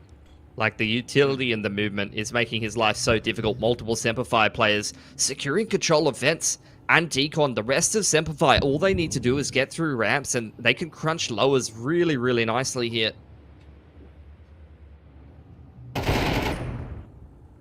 Yeah, Keen picking up the kill on a Sterling as well is certainly going to incentivize SemperFi to head in the direction of B. Braces down by the doors. And now has been spotted out. He'll be a dead man because Shady just peeks out of the vent and says, "Thank you very much." Valiance is a little bit scared of the box in ramp room, but there's nobody there. And SemperFi getting that bomb plant down on the B site. This will be a safe for ex-TALON. There's no world where they want to be going for this retake with where their money is at. So SemperFi have kind of got that reset round, but they haven't taken the guns away from ex-TALON. So it will prolong things just one more round. ex-TALON are going to get another crack at this before they get proper reset. SemperFi are going to be up to 4. And again, the game continues to hang in the balance on this economy. Yeah, but I think SemperFi are making this a lot closer of a T side now. will force ex-TALON to show us a little bit more on their own T side and stretch this game out a little bit more. Terrorists win. Minimum loss bonus here for the CT side. Forlex with the most cash has 2.8, so you're not dropping M4s over to the other boys if you want to put a buy together here. It's going to have to be more MP9s, more FAMAS. Brace is double eco no matter which way you swing it. Heading into round 11 here, so I think you just got to try to force twice and make something happen.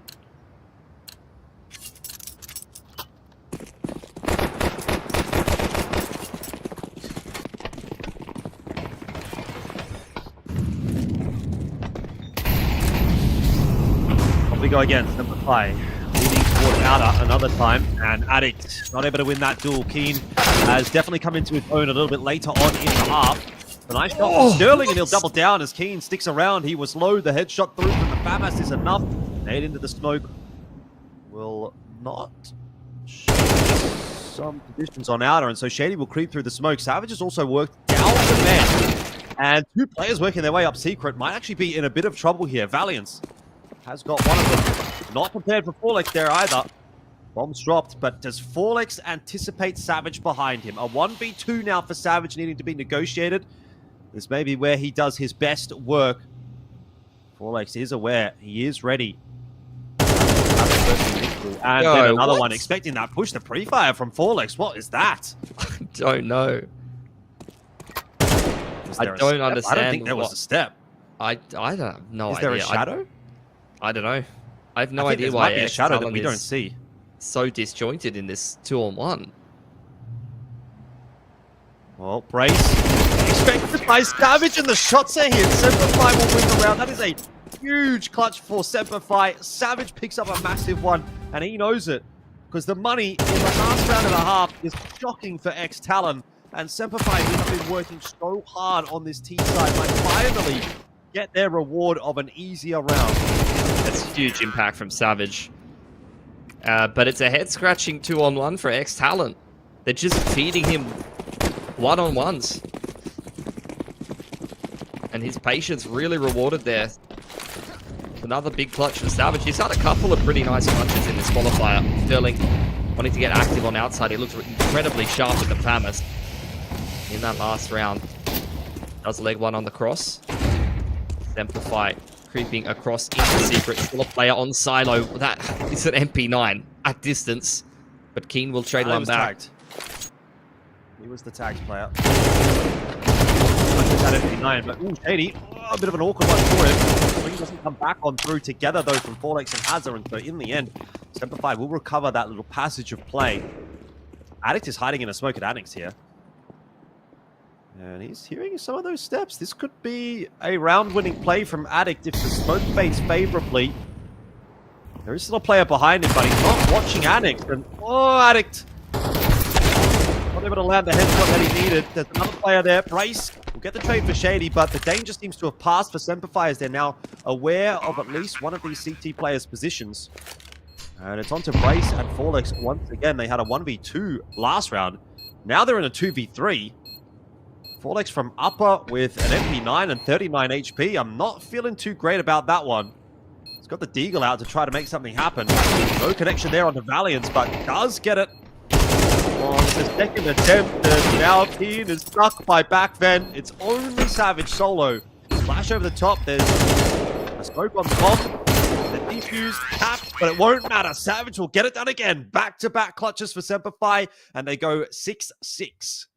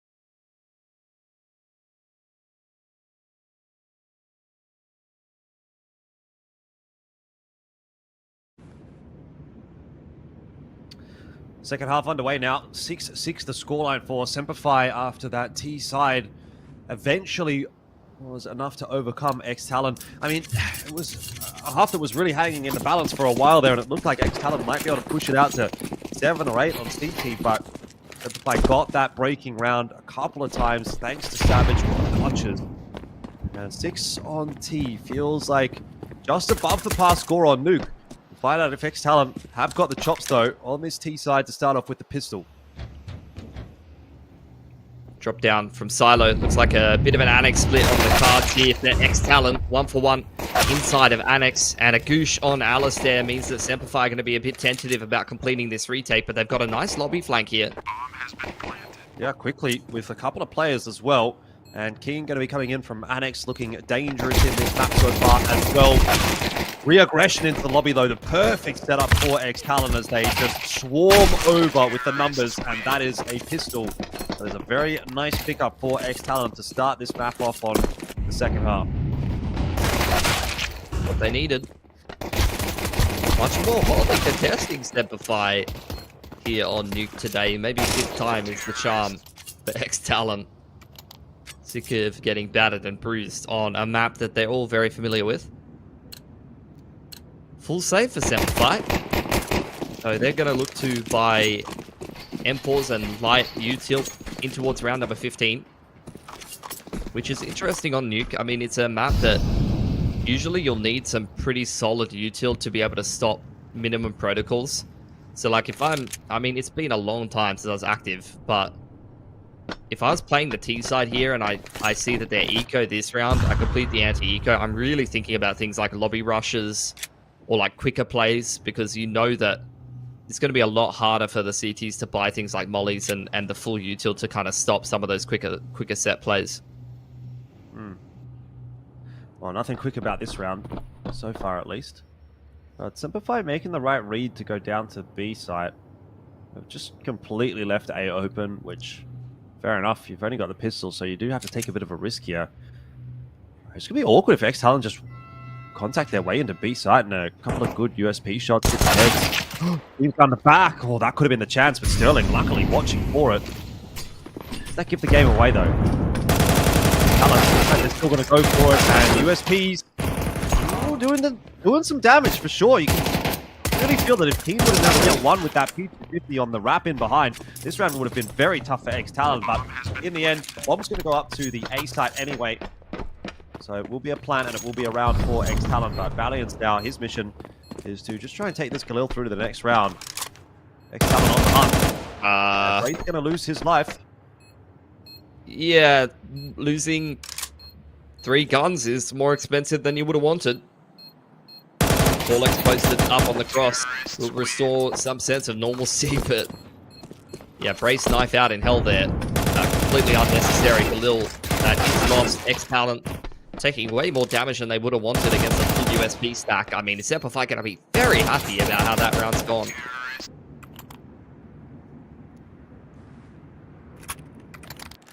One of many that are required, though, for ex-TALON. First gun round of the second half. SemperFi don't have themselves the AWP in this one. Alistair will have to wait a little bit longer for that. Shady toward outer this time. And ex-TALON not doing anything too quick.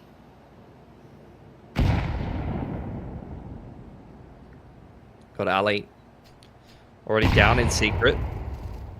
But a bit more of a passive approach from him. Not needing to go towards the stairs, just kind of shoulder spotting and looking to drop the smoke later on into the round. Here's the flash towards Warehouse, but not actually into Warehouse. Addict just takes a dry fight, completely untradeable with Shady. They know he's in the backside of Warehouse. It's going to be isolated and traded, and Brace actually doubling up, spamming keys straight through the Addict smoke. A dual one in hell as well. All of these fights on outside going well for ex-TALON, but Savage going to win versus the door lurker at least.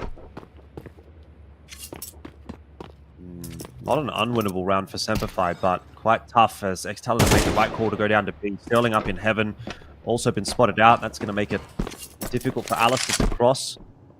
Sterling doesn't even really need to hang around there anymore. He's kind of sold the fate that this is going to be an A hit. But SemperFi cutting onto that pretty quickly, so As that bomb plant goes down, they'll have no doubt as to where the plant is. And they're not interested anyway. Going to look to try to hold on to the M4 and the AK for the next round.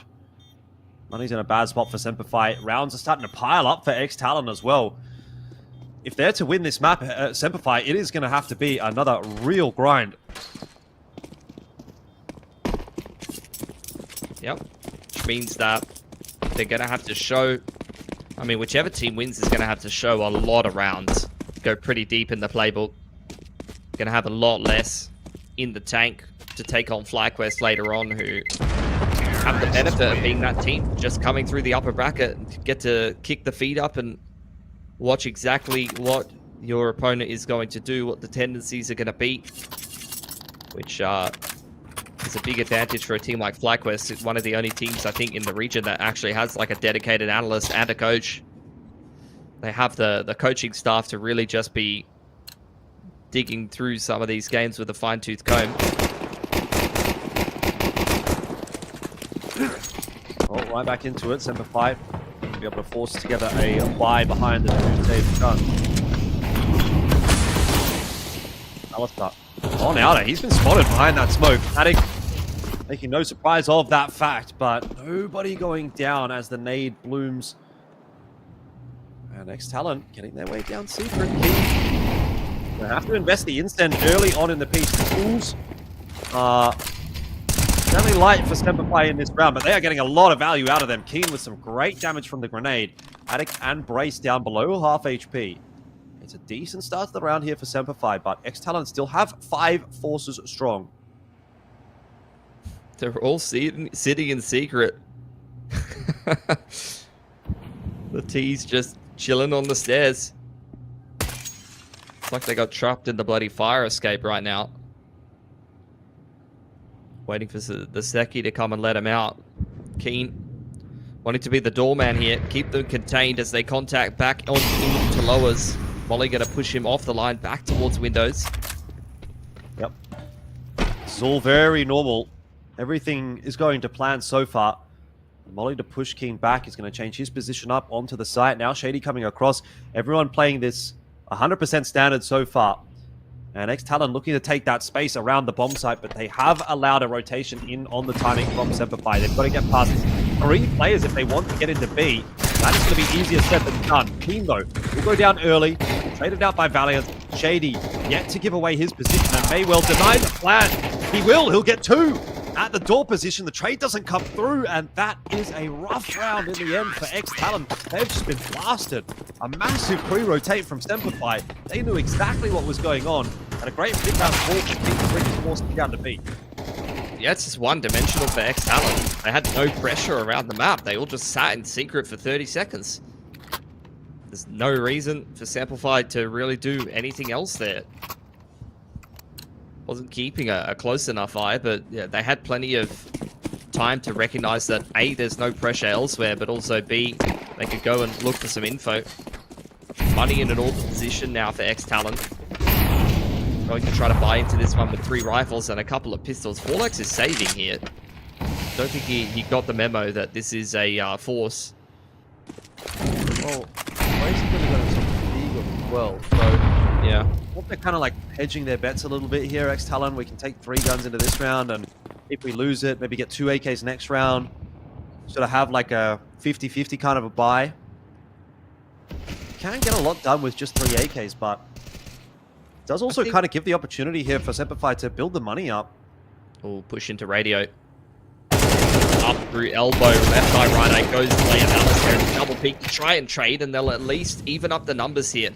Shady taking control of lobby, though, could be huge. Yep. Just got to tuck in this position, though. Addict will get a kill in from Annex, which is going to make this position a lot less tenable. Brace wants to take it as well. Shady's going to be expected to swing through the corner. The volley in his face. Now, oh, what a shot! Gets rid of Sterling and makes for a winnable round still for Keen. He's obviously got no idea where Addict wants to end up going, but thinking about going to heaven himself, elects to head back over toward ramp room. C4 has been retrieved by Addict. And it looks like he's just going to go A and plant there. Heaven would have been the right call from Keen. He's heard the tap, though. Yeah, tap from Addict, he picks up a smoke. He's going to tap it again. Burning a lot of time off the clock here, Jordan.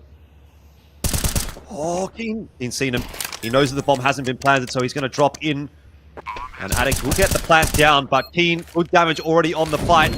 On his extend out, making sure he can't get back into Hut. And Addict won't hit the headshot that was required.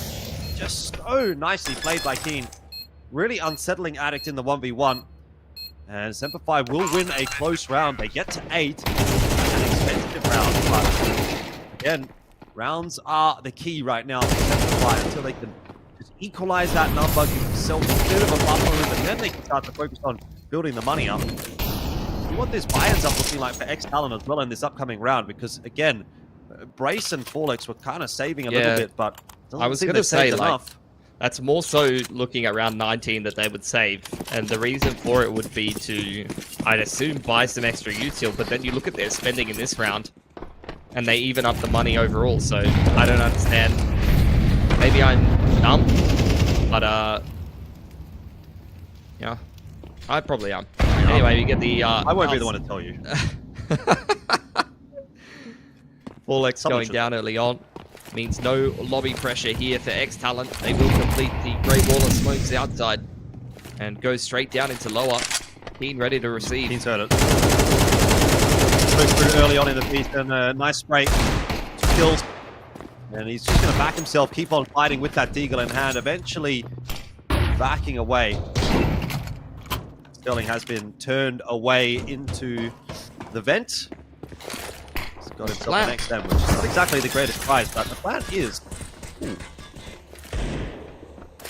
fake it, but we'll still get it down. Yeah, one more with the XM, that'd be awesome, but runs straight back into his smoke and will be found out there by Shady. That's the round SemperFi needs. Money's going to be healthier now. So 9 apiece, the scoreline, but SemperFi getting the opportunity to start to build on this CT side. Ex-TALON need to bounce back pretty quick with another T round soon. Plant definitely helping them out on the util. Scored dead even here now. Alistair's had a pretty quiet game thus far, but this is where he's potentially going to earn his paycheck, getting the AWP out on the CT side. Timeout for SemperFi. For ex-TALON, it's been a lot of outside pressure this half and uppers takes. Not much happening over towards ramp. So I think for SemperFi, haven't seen either of these teams really mix in any lobby aggression yet either. See what the approach is going to be after this timeout. Been a pretty vanilla game of Nuke, it feels like, you know. Couple of weird exchanges on outside, couple of like rounds that come down to clutches, but I haven't seen any like balls to the wall lobby aggression or anything like that yet, or anyone like fighting outside super hard.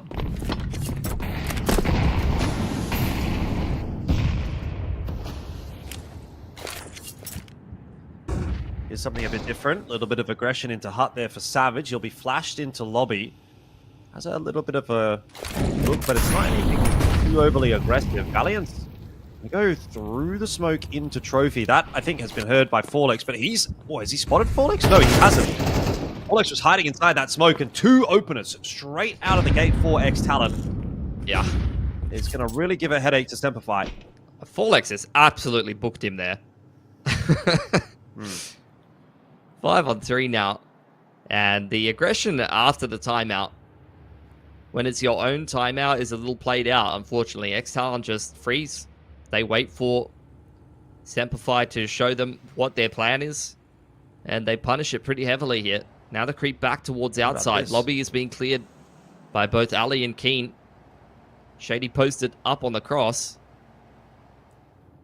If Shady can get one, or at least slow them down, and Keen keeps walking outer, might still be a world here where SemperFi can pull the numbers back, though being smoke cross will cause some issues. Alistair might have needed a double there to make this round interesting. Damage in so far, though. SemperFi need one more to bring it back, and they won't get that. Hazard posted on the line in Hut will lock this round down. There's no chance, surely, now for Shady. Give himself himself a little bit of a look at it, but smoked off. Really, at this point, saving that AK will be the premium decision here. There's not a huge amount of money for SemperFi, so every little bit that they can take through is going to be beneficial. That'll be ex-TALON up to double digits first. Good reply after the last couple of rounds. All picked up by Brace. He'd want to be holding that over for Sterling, but instead he'll hand it. I was assuming back to SemperFi, because Shady, I think, can just go and pick that up after the round ends. Terrorists win. Yeah, so special delivery from Toby Brace Barnes. 3-4 for Alistair. That was a menu pop moment for sure. We were on ANZ Champs. ANZ Champs moment, menu pop moment. Yep. Yeah, that's true. Nice delivery. As you say, 10-9 though. ex-TALON have got the benefit of that at least. Money also low for SemperFi, so could be a round that if won for ex-TALON might just put them over the line on Nuke and force us through to a map 3. Az has been great on this T side. Big multi-frag from him in that last round. Another one of these players coming off of the, you know, actual ex-TALON core. So has gotten that top level experience over a pretty decent amount of time at this point, at least regionally within Asia. Move the AWP over towards ramp room here for Alistair. Util pressure on outside here from ex-TALON. May look for an uppers timing though. Flashed in is Savage. They did it a little earlier in the previous round, but recognizing the slow pacing that ex-TALON is working with, they adjust the hut flash timing to the mid round. And it bears a beautiful fruit there. Very nice opener for Savage. That's going to be backed up as well by a grenade. Molly fizzling. Take not so clean just yet from ex-TALON. And they're pushing their way into A, but that up is pretty good. Savage tapping away though. Will lose his life. Now he's trying to hold on to the site, and he again locks it down. Until 3 somehow for Keen.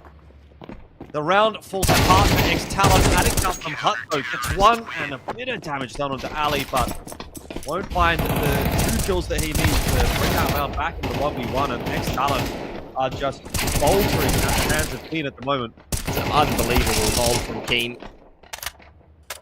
Only down to 6 or so bullets in the clip, and he's just got such great movement and control of his aim, taking those duels.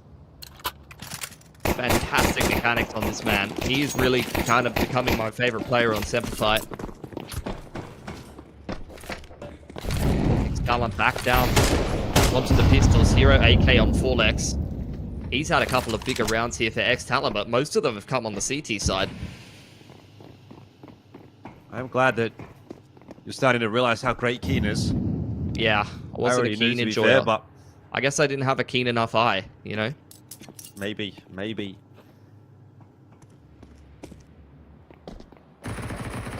SemperFi don't have a huge amount of money though. Gotta remember that. So ex-TALON, if they can just eke out another close round here, or even, God forbid, a round win, SemperFi are still on reset potential. And a close hold for an MP9 of Valiant. Could be undone. The flash though goes a little bit too deep. Gets himself a 1-for-1. Shady in there for a double with the M4. Holding on to this round by a razor's edge is SemperFi. Brace waiting for a rotate down the vent. He's got the knife ready to go. He wants the shank. He might get it.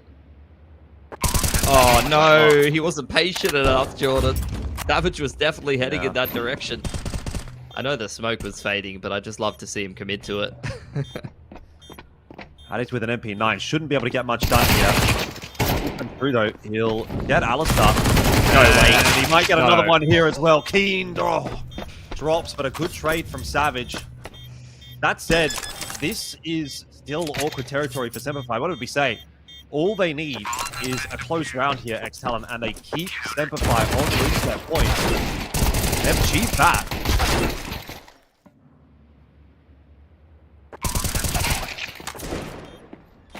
Only one player surviving.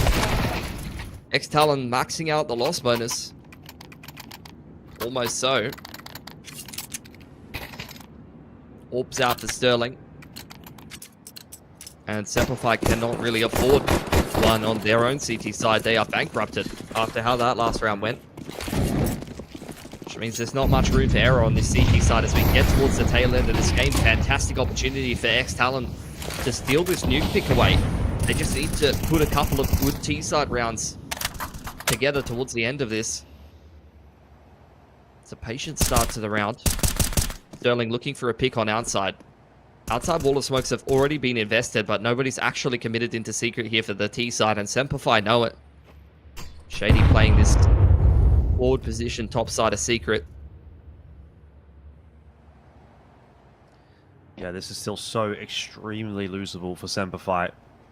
They cannot be affording any mistakes. Shady, dangerous position there looking for it, but he's benefit his timing right, lining up one. A little bit of extra damage there onto Addict, but all's well that ends well for ex-TALON.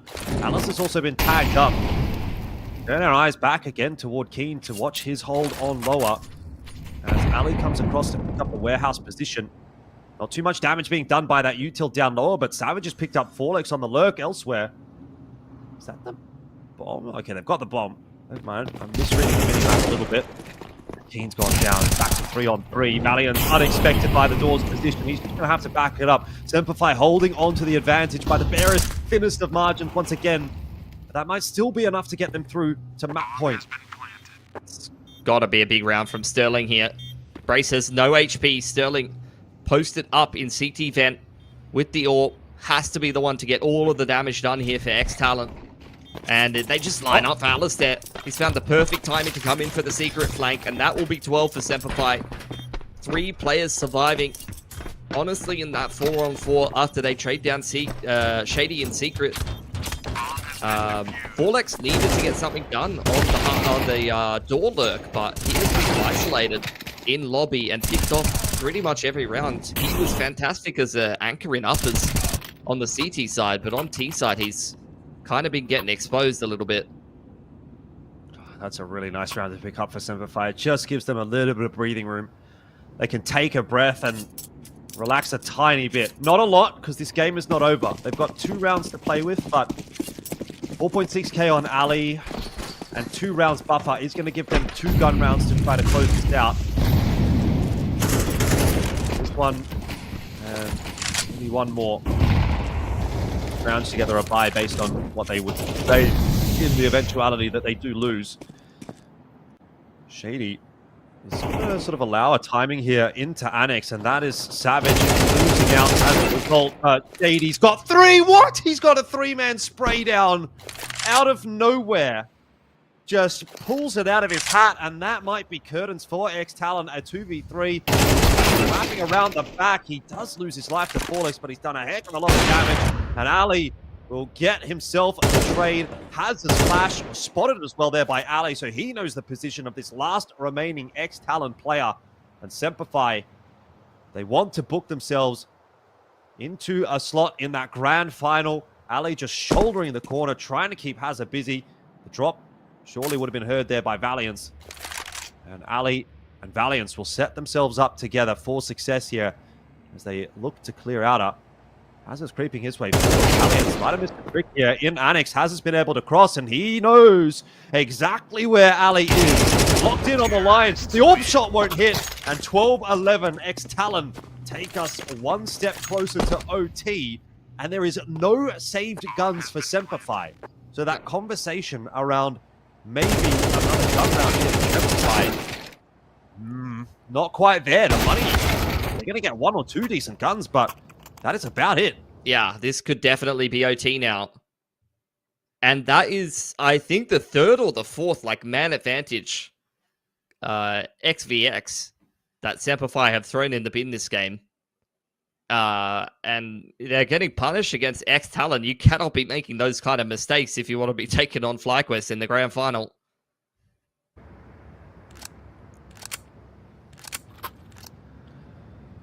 Chance now for ex-TALON to push us into OT here. They have not been doing well on this map against SemperFi the last 4 games in a row, but they are really putting them to the test here. Alistair hasn't had the best of games, but SemperFi will put their faith in him here and give him the AWP. The rest of the boys not with much to work with. Another vintage hazard performance on Nuke. He's always been good on this map. Another one. 15 out from him. 5-7. Firing away there for Savage. No luck. Keen also will go down. SemperFi. They might just not quite get this one over the line.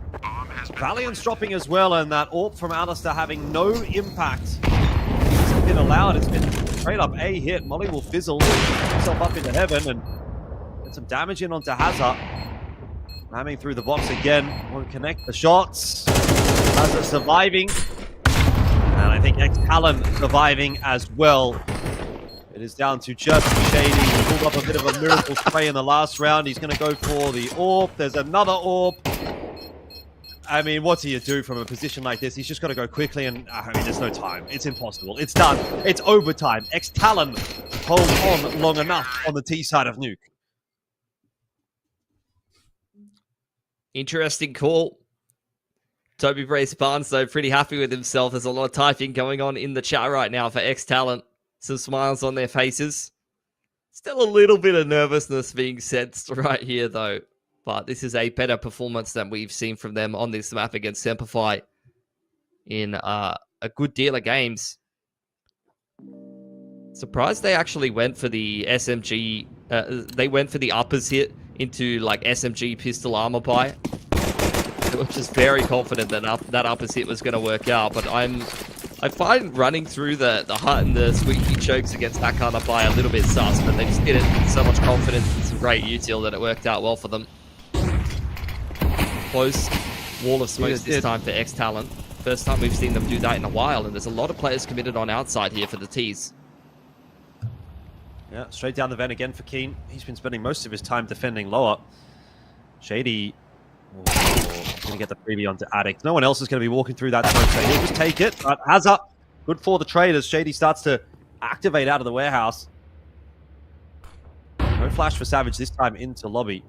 But he is going to establish lobby control. Folex back in as well. And this could still come down to Folex's position. If you to mention him, we'll smoke off Squeaky in the end. Losing a player here, ex-TALON do find themselves in the 3-on-4. Yeah. They're just waiting for Sterling to cook. Race, that's a big pick onto King. Folex, he needs to get something done. He's been a liability in this position on the T side. That's a big duel to win versus Valiance. Now a man advantage for ex-TALON. Again, it was a 4-on-3 for SemperFi. That is starting to go begging with all of these missed duels happening across the map. They're going to even it up into a 2-on-2 though. Alistair pushed away inside of the vent courtesy of the Molotov. They know where Savage was. Brace going to try to get on his bike and join up with his teammate, but he leaves Sterling high and dry as a result. Brace is out past the molly. He'll at least be able to get a bomb plant down, but Ali's been given time to now rotate. This ends up being a 2v1 against ex-TALON when it should have been a 2v1 for ex-TALON. We've got in onto Ali, but not enough onto Savage. And again, Savage will close out a clutch for SemperFi. That's at least 3 or 4 for the map for him. A really, really tight round, but SemperFi winning it will just shore up the economy for the rest of this half of the OT. So no more economic woes for SemperFi, which has been a massive problem for them on the CT side. They've been hanging on a knife's edge for quite a while now. Huge 4K from Savage.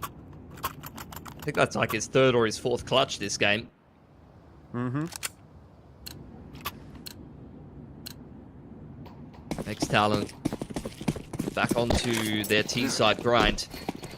Sterling buying the AWP here means that they actually might have a little bit of difficulty purchasing 5 weapons. If they lose this round on the T side, it's going to be a weird one. That's just what happens with this 12.5k OT money. Oh, I haven't seen this from ex-TALON yet. A ramps timing.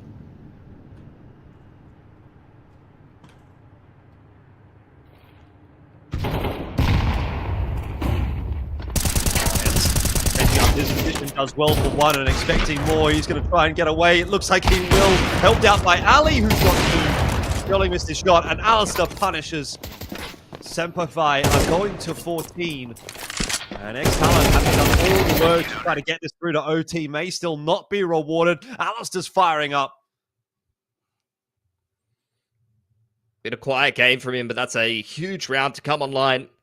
It's exactly what you want your AWPer to do. Valiance taking one and some change and surviving there, just baiting them straight into the AWP line, and from elbow, Alistair multi-frags up a Storm, hitting every single shot in quick succession. ex-TALON under the pump now. Galil being thrown over to Brace, AWP delivered to Sterling, but that costs a couple of grenades in OT here. It's not really something that you would usually have to forego in this kind of a format. Alistair's got the AWP on outside this time. We have not seen this too much for SemperFi. I do not know if ex-TALON are going to be ready for it. It is a far more aggressive angle than Alistair has been playing pretty much the entire half. SemperFi might not run into it though, not so far. Here they go. And Ali's not going to make a mistake. He's got to get some help here. No, maybe he doesn't need help. He's going to get it done all on his own. Ali is firing off on Outer. He goes for more. Why not? The nade might be enough to finish Hazard off, but he receives one instead. Either way, Team has the kill onto Hazard. That was required. Numbers are all there for SemperFi. 3-on-1. All roughly noted will be easily dealt with. 15 and 12. And that is exactly what SemperFi wants. They have one round to claim to get themselves that ticket into the game against FlyQuest. It's the second round in a row that you've seen Sterling, unfortunately, unable to punish Alistair on the repeat. And once Alistair gets, his first pick, you know that this man is going to repeat. You know that he's going to repeat again.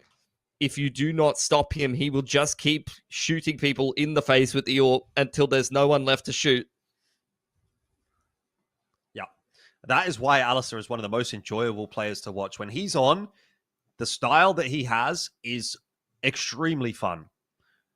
It's not always the most consistent, but when it works very nicely. Oh, a bit of damage done to Ali there. Yeah, start off this second half. You hit a collat through the door and multiple walls. Takes a little bit of a chunk out of Savage as well. Keen, very quick timing to be up in heaven here. I do not know if the CTs will be ready for this. I suspect not. There's nobody. Bro, there's no one in upper. What is going on? He's wondering the same thing. He's kind of looking around like, surely I'm not missing something. But yeah, there's nobody there. And King's doing a ring around the Rosie, around the ladder. Gets addict.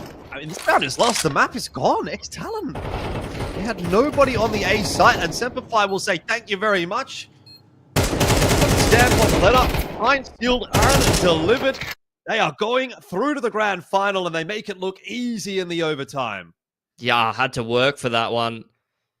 Didn't go to all three maps. Credit to ex-TALON, though. Really, really good resurgence here on Nuke. They definitely pushed SemperFi a lot more. Alistair's name is Andy now, I think. Okay. Andy. Let's rename him. And Valiance is Savage. Nice. Okay.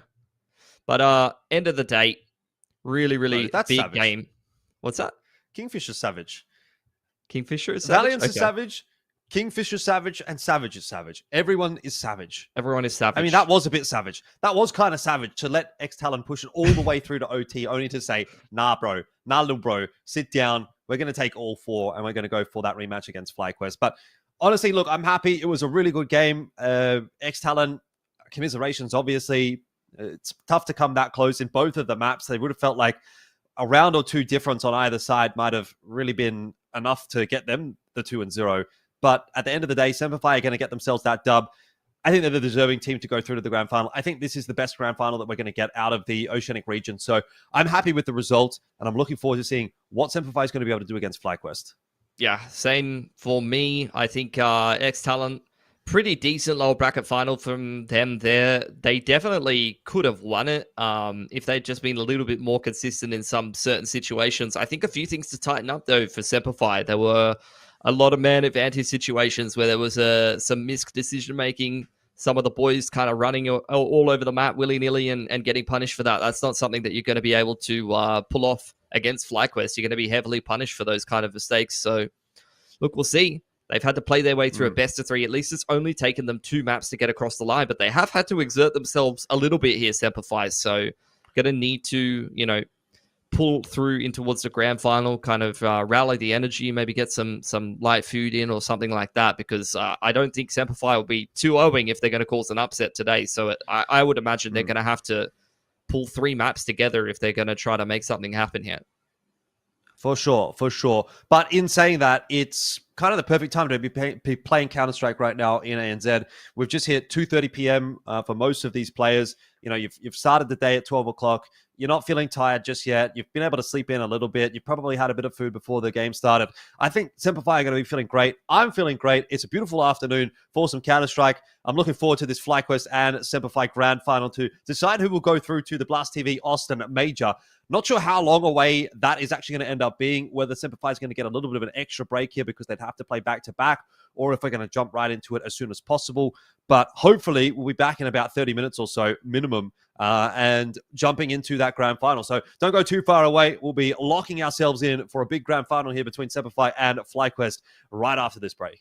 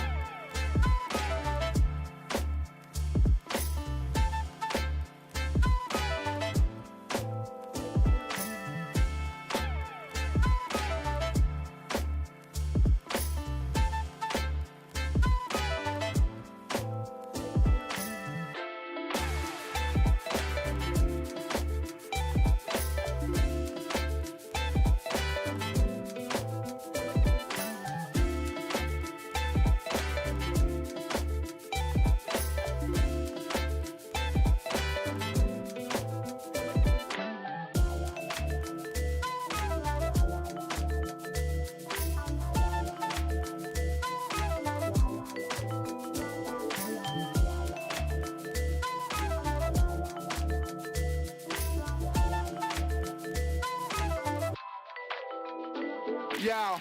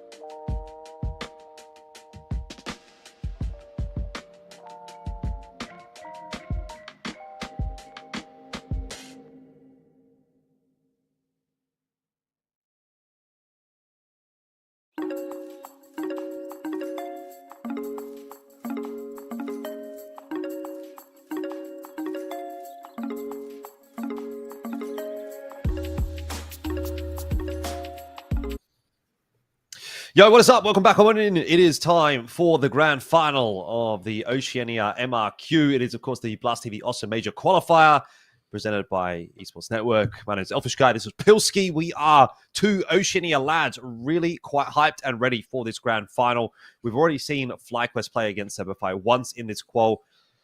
It was not a lackluster game per se, but it certainly wasn't anything to get overly excited about. So we're kind of hoping that SemperFi is going to come in locked in for this grand final because they need to step it up a notch if they want to qualify here against FlyQuest today.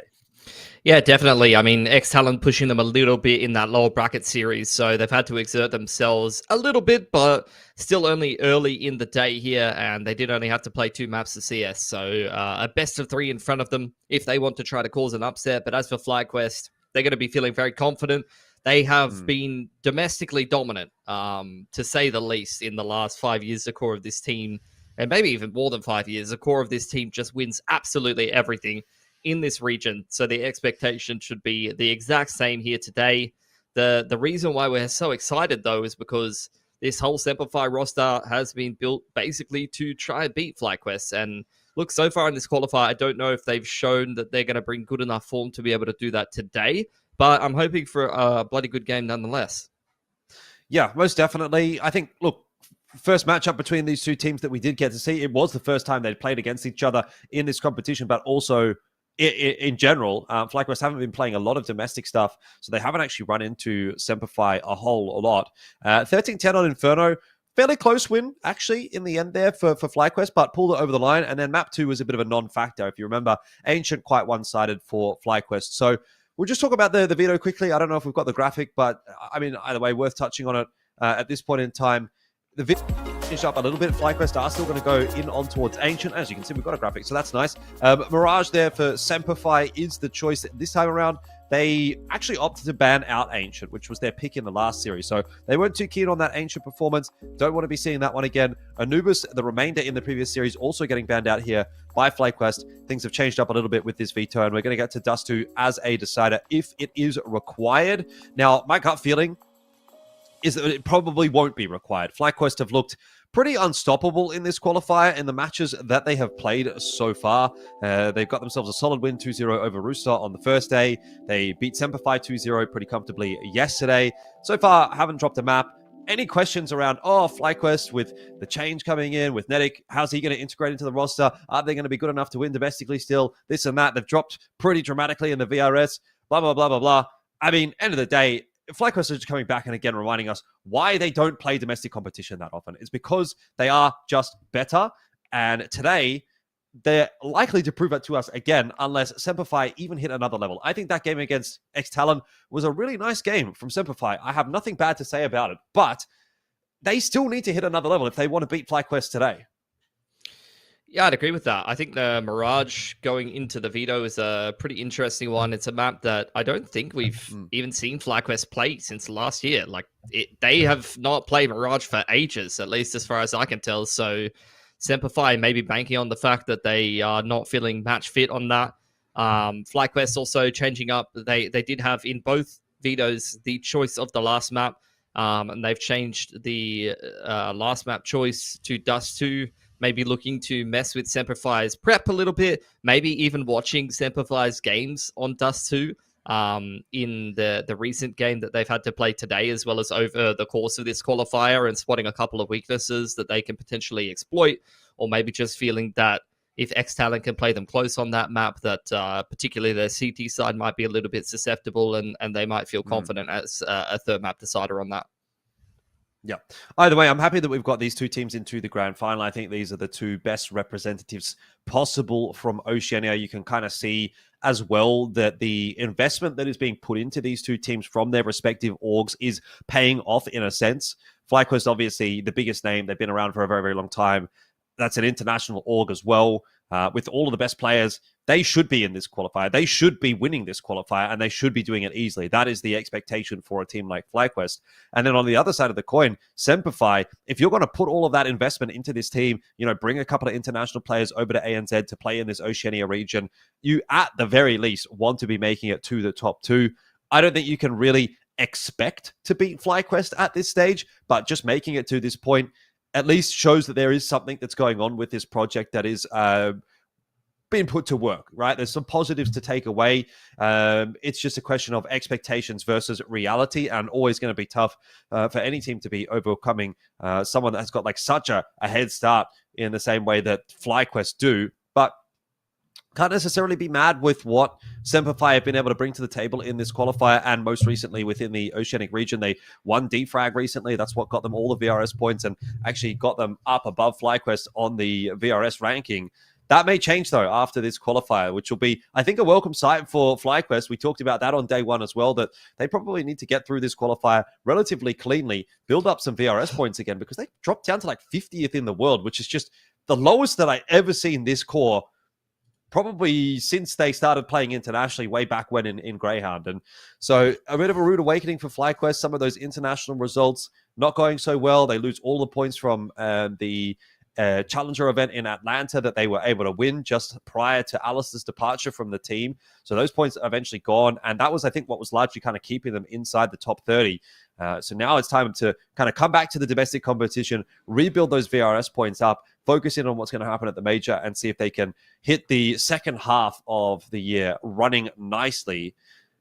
SemperFi, on the other hand, it's been a bit of a different run for them, right? They had no VRS points, and they've slowly but surely been grinding away at trying to build those points up, and they're kind of getting to a point now where I feel like they are in a reasonable position on the rankings relative to the actual success that they've had. I think it's a pretty good representation of where they're at. And again, pretty cool matchup coming up here between these two teams. SemperFi, as we've heard from them, were built to try to topple FlyQuest. This is their opportunity to do it today. And frankly, I don't think you're going to get a better choice. FlyQuest have just made a roster change. It is the MRQ. There's a lot of pressure on FlyQuest. So if SemperFi aren't going to get it done now, they may never get it done. So they really have to take this opportunity and run with it.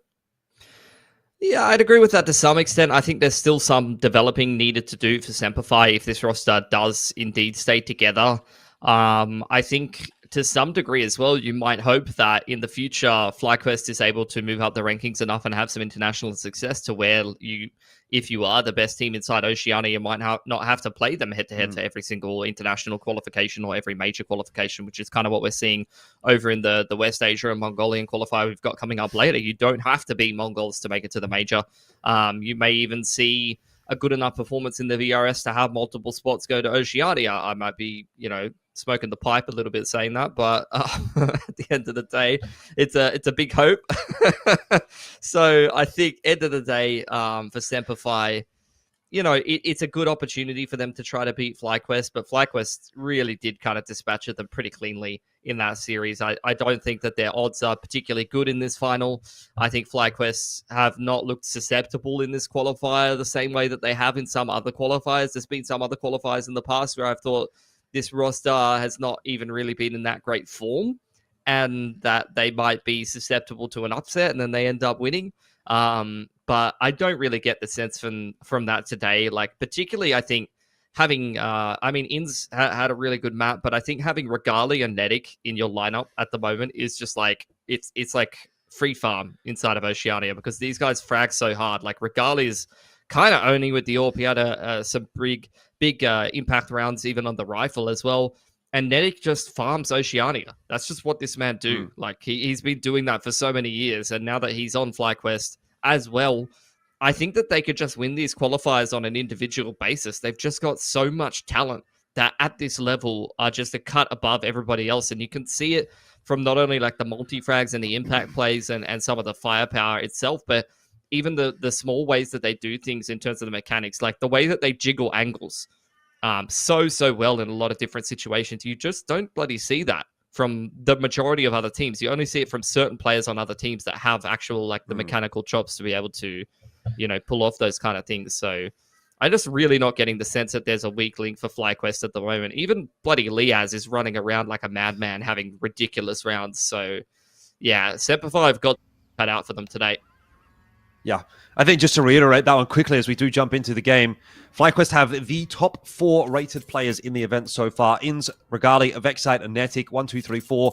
And then Liaz is in number 8 behind Keen, Forlex, and ASAP. So big numbers being put up by FlyQuest as we jump into this grand final. This is the qualification match for the Austin Major for Oceania. And one of these two teams will be claiming that slot over the next couple of hours.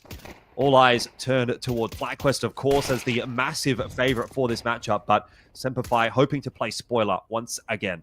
And Keen trying to play with confidence over on Banana. He's been very successful in that position. He's been a great opener for SemperFi this entire tournament, but he's going to cop a goosh, which will push him away, limit the info for the CT side here, and FlyQuest will turn their attentions back towards bracket. Shady waiting patiently as that brackets take is about to come on in. You're going to see some util tossed in from FlyQuest, and SemperFi have a couple of incens to try to slow them down, but it's an incen. It doesn't slow anything down. FlyQuest are going to go straight on through it. Alistair will draw first blood against his former teammates. And he does get rid of Netic, the new kid, on the block. That said, Liaz double, Inns 1 on the entry, and FlyQuest just making short work of this pistol round, and frankly, they don't even make it look difficult. Things were getting caught up there for a second, but yeah, for the most part, very easy pistol for FlyQuest. Liaz already in some fine form, a double for him in towards that A-side entry. And Keen and Savage will just look to hold on to the armor if they can, and you just see it. Even peeking from this stairs angle, poking up nothing but your head, and that's exactly what FlyQuest are connecting on. Nice shot from Keen. Add an extra $300 to his bank account, but he will be caught on the exit. Inns doubling up. And Inns and Liaz combined for 5 here in the T-pistol to win FlyQuest their first round of this series. Yep. Everyone getting nice and comfy in there in the FlyQuest camp. In their respective locations. Not quite got the boot camp vibes that SemperFi have got, all set up as 5 in the same building, but FlyQuest all over the place. Regali set up in Brisbane. He's not too far away from me. Maybe I'll go visit him. Take me about an hour to get there. Congratulations if they win. Give him a pat on the back. Maybe not. I've got some more games to cast. And we'll see, though, if it is FlyQuest that they're going to be getting the congratulations after this. Because a nice start, but it doesn't necessarily translate into a major spot just yet. Investment in from SemperFi. They've got a Mag 7 in the hands of Keen, but he's over towards Banana. And the exploration is towards brackets for now for FlyQuest. Forced buy out for SemperFi, who, as opposed to the initial exchange between these two teams in the upper bracket, have opted to start on the CT side of Inferno this time. Last time they started out T, and they went 6-0 to start off the series, and I was getting very excited. Thought you're going to see some bigger stuff from SemperFi in that game. This time they're going to try to get it done on CT. Arch and library smokes coming out here for FlyQuest as they look to complete this anti-force, and Liaz has once again found an entry.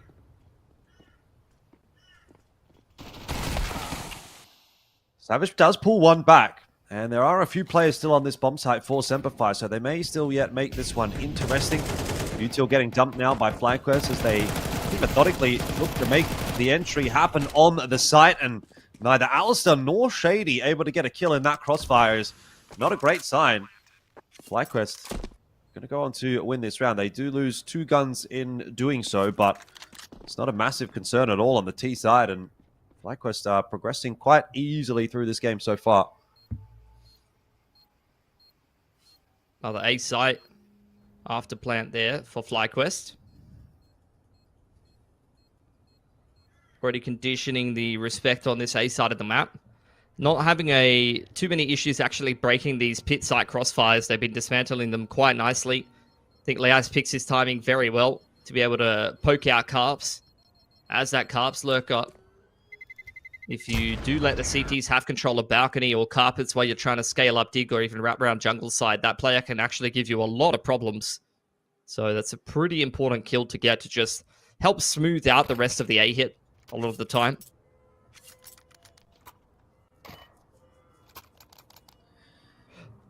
Have to be a save here for SemperFi. So, bit of a slow start to this game in comparison to the matches that they were playing against Talon or ex-Talon, it felt like, you know, SemperFi really sort of out the gate strong in those maps and dictating the pace and really were the team on top from the outset. It's not going to be the case here. He's going to be set up solo over toward Banana with the Mag 7. He is burning alive though, and Inns will be hearing some of that, if not for maybe the burning that's happening in his ears from his own toes. Damage done in Nana, but FlyQuest not too scared at the moment. They know they've got a massive advantage in this round and aware that the Mag 7 is lurking around in B. So may not head in that direction. And Keen going to try and call that bluff by the looks of things. Just rotate off of B. Kind of give that side up and stack this A side. FlyQuest are going to walk into the stack. No, I think they're just tickling bracket side here. I don't think they're going to be scared of a Mac 10 over on this B side of the map. It's just a little bit of util pressure. Over on bracket side from FlyQuest, just trying to sniff out the stack, keep the players in the right position, smoke to dig side, but in the meanwhile, FlyQuest heading back towards this B. Looking to hit it for the executes. Just Keen on his lonesome with the Mag 7 here. Well, he's got himself one onto Netic, who was low, and Inns dropped now as well. This Mag 7, if it could get one more, could win the round. I don't know if 2's going to be quite enough, particularly with this flank coming in from Vexite. He should get a timing to grab at least one player in the middle. Comfortably takes that duel against Savage, and also heard the rest of the players rotating through there. So util going to be tossed in from FlyQuest, and SemperFi going to find it difficult to make their way back into this B site. They do, however, have a couple of rifles, and one of them put to good use, but Liaz and Vexite holding onto it nice and tight for FlyQuest. Will secure the third round. A little bit touch and go for a moment, but it always felt as though FlyQuest had that one locked in okay. SemperFi, though, will be very happy. 2 kills with a Mag 7 for Keen, and AK saved for Shady. And the money will start to get rolling on the CT side. For sure. Keen can probably even drop an AWP, 6.8k. They could even double AWP if they wanted to mix things up. Don't think I've seen too much of that from SemperFi. Don't know if that's a risk you'd want to really be taking going into your first gun round, though. And indeed, they'll stick with the 4 rifle. Have chipped down the money quite substantially here for FlyQuest, though. Can see multiple players on minimum loss bonus would be broke after this round. 2 players sub 3k, and 2 players on just the 1500 if they lose here. Great start from Alistair. That is the AWP shot that they need. He instantly repeaks and is punished for it, though. Wants to go for more. I mean, that is classic Alistair. And if there's any team that's ready for him to do that, it is his ex-squad. Inns is working his way up Nana, though. Taking that map control for FlyQuest. Bracket's smoked off right now by SemperFi, so FlyQuest can't get in there. And honestly, just not that interested by the looks of things. Gonna start to pop their smokes over onto B and really start to test this B bomb site now as well. Last round, I don't think really counts. It was just Keen with a Mag 7. This time, FlyQuest doing it on a gun round. Are working their way in nicely. Vexite will team kill Netic, though, with a grenade. That is not quite the cleanness from, or cleanliness from FlyQuest that we're used to. But they'll still get the bomb plant down, and in the 3-on-4 post plant, you'd think this is a favorable enough setup for FlyQuest that it should still be a 1 round. The fight in Banana, a big one, and Vexite will miss his first shots. That opens this up significantly now, especially with Liaz being dropped. Inns solo. And even if this is Inferno, I think a 1v4 is a little too much to ask. So SemperFi, in a sense, almost gifted that round by FlyQuest. A bit awkward. SemperFi are on the board. Yeah, it was a nice retake from them. Got to give credit where credit's due. It was a bit unlucky. You see it bounce off the edge there. Look at the trajectory of that grenade. You can see Vexite just wanted to bounce one into construction. Try to chip some HP away from the CT playing retake on B there and ends up ending his teammate. But 3 alive and SemperFi, really good pacing on the retake there. Applying a lot of pressure up the flank from Banana. Crunching in with those players retaking from the spawn side. Money situation a little better than I thought it was going to be. Courtesy of the bomb plant that FlyQuest was able to get, but still it's not a great looking buy. This is almost like a bit of a Vega buy. With a lot of Mac 10s and Tech 9s in the mix, there's going to be pace behind this round. Liaz, the only one with a rifle right now.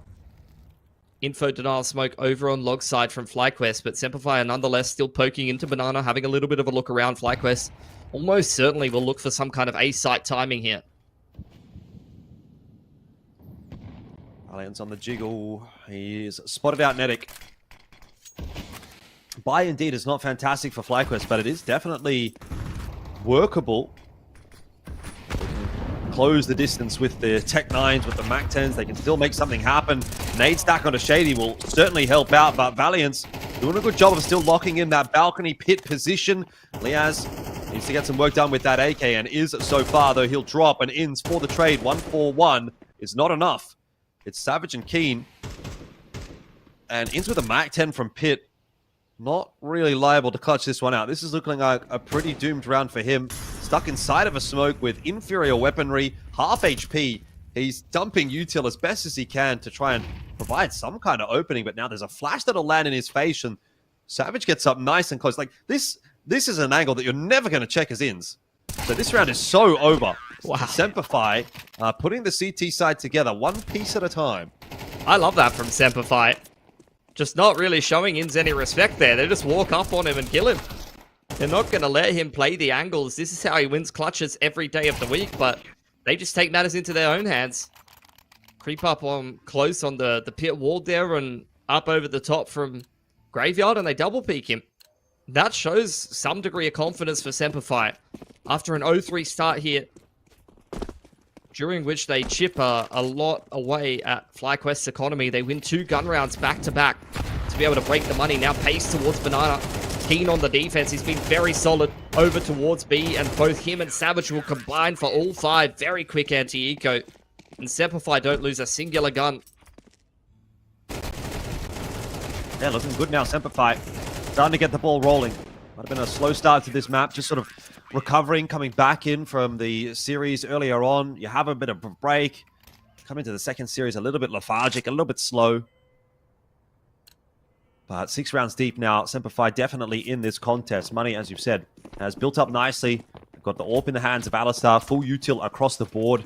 Yeah. And another big gun round that is going to be a huge test for FlyQuest now on this T side. This is a great position to be in for SemperFi. Very comfortable on the CT side right now. Not going to be under too much pressure economically. It's going to help them play with confidence, not fearing that economic reset. Nice HE nade onto Regala here.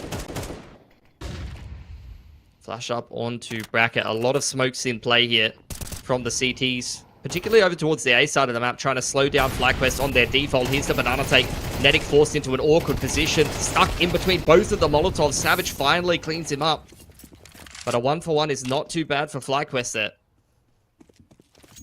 Yeah, not going to be too mad about it, but they don't have really any control over Nana. Neither team really does. FlyQuest have just completely backed off. You're going to get a smoke to the half wall for SemperFi, so still feeling a little bit on edge on that B bomb site. They've called for the rotate over to B. Could definitely argue at this stage that is an over-rotation. If FlyQuest would have hit the A bomb site, could have been curtains for SemperFi in the round, but Ali happy to hold on to the Carpus position. Solo, somewhat in a sense, even play retake for A. Should have gone in that direction. As we can see, this will be FlyQuest defaulting back over to B, and a great read from SemperFi in the end.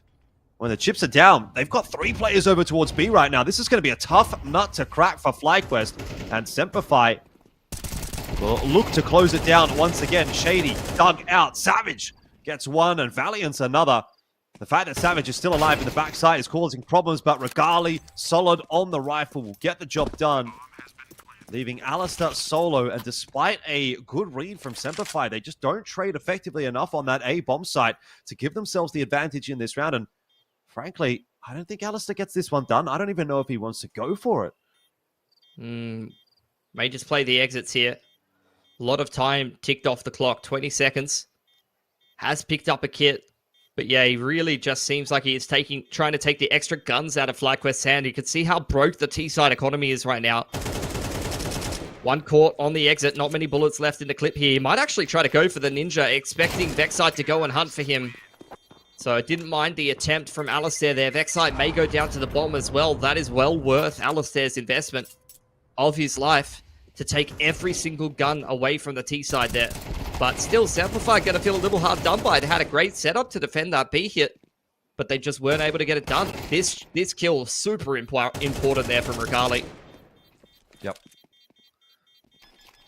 Round winning kill, really. Or round saving kill.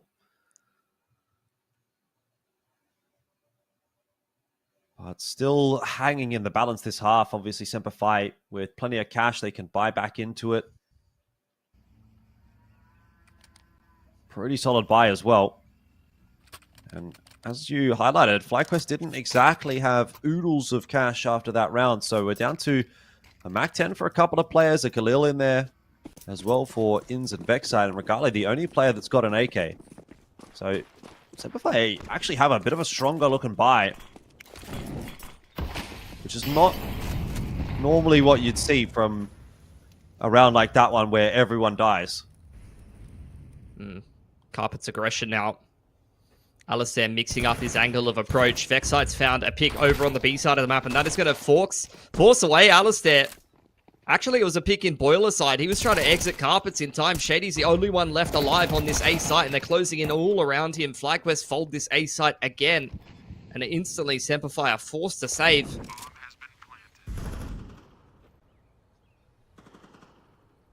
Yeah, that's unfortunate for SemperFi.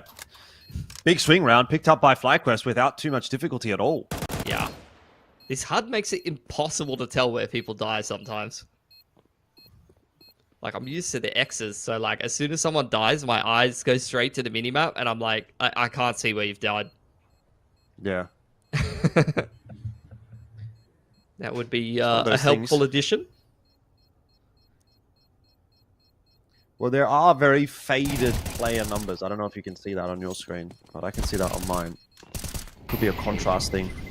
I cannot see any of that. It must be very faint. They are faint, yeah.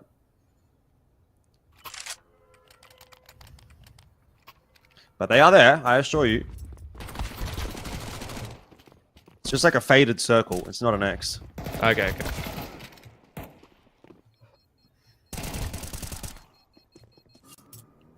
It's a nice round from FlyQuest. They're having a lot more success towards this A side of the map for sure. The rounds are going a little smoother there. Got like a little bit of a... I mean, I guess a force. Alistair's kind of saving some extra money to get an AWP later on. Banana, the opening point of contest yet again here. Keen is having an excellent game, but this is a round where already he's down to 30 HP and he's going to get spammed straight through the smoke. In's the other player that really dominates in this part of the map within the Oceanic region. Yeah, is this kind of the tipping point, though, for SemperFi, where they've had a few competitive rounds? It's been a competitive half up to this point, but now that FlyQuest, presumably winning this round, will take control of not only the half score, but also sort of the economy. Going to start to maybe run away with things, easing their way into the game and finding their feet.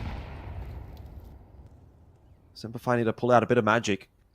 5-on-4 is going to be a tough ask for them. Savage pushed back into the site, will be forced to drop his smoke as the molly comes through from FlyQuest. They take top banana control, but Liaz does go down, and Vexide also getting traded out. So it's not too bad from SemperFi to bring it back into the 3-on-3.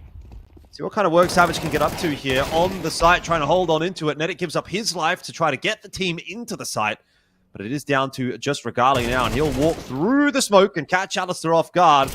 Got a damage in, and that'll be enough for Shady to finish it off. Regali couldn't get it done. 5-4. SemperFi hold on, and they do convert a 4-on-5. Absolutely beautiful 4-on-5 conversion. Aggression in towards Carpet's side. Ends up going 2-for-1. And then Alistair, beautiful flash to set up Savage for a freebie. Spams one more through the smoke. And SemperFi are able to close out that 2-on-1 nicely. And that breaks FlyQuest's money. That's a massive, massive round for SemperFi to pull out in a huge swing. Go from being the team that would have been broke on the CT side here to going into an anti-eco and keeping this half very close.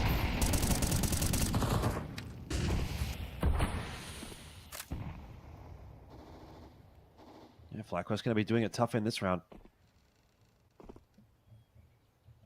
They are getting some control over brackets, though. It's been given to them by SemperFi.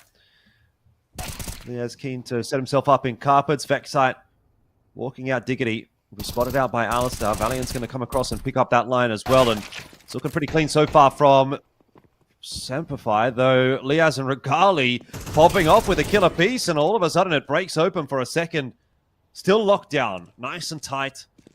And Regali, last player standing here, would have to do something pretty special to win this 1v3. He has only got 50 HP and he has no head armor. Yeah. I mean, bombs dropped in front of Pit. At the end of the day, this is just a round where you try to take one more gun away. Money has not had an opportunity to build up yet for SemperFi, so every kill you get here is Regali. Going to be very impactful. Alistair won't let it happen, though. Really recovers things with a nice 3k. So I think at the end of things there, SemperFi getting through that round with 3 guns alive. Lost an MP9 and a rifle.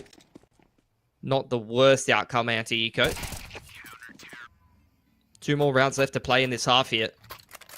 Yeah, FlyQuest done enough to put economic pressure on SemperFi so that regardless of who wins this round here, the other team going into round 12 is going to be a little bit strapped for cash. It's not a complete reset, but it's not what you'd want.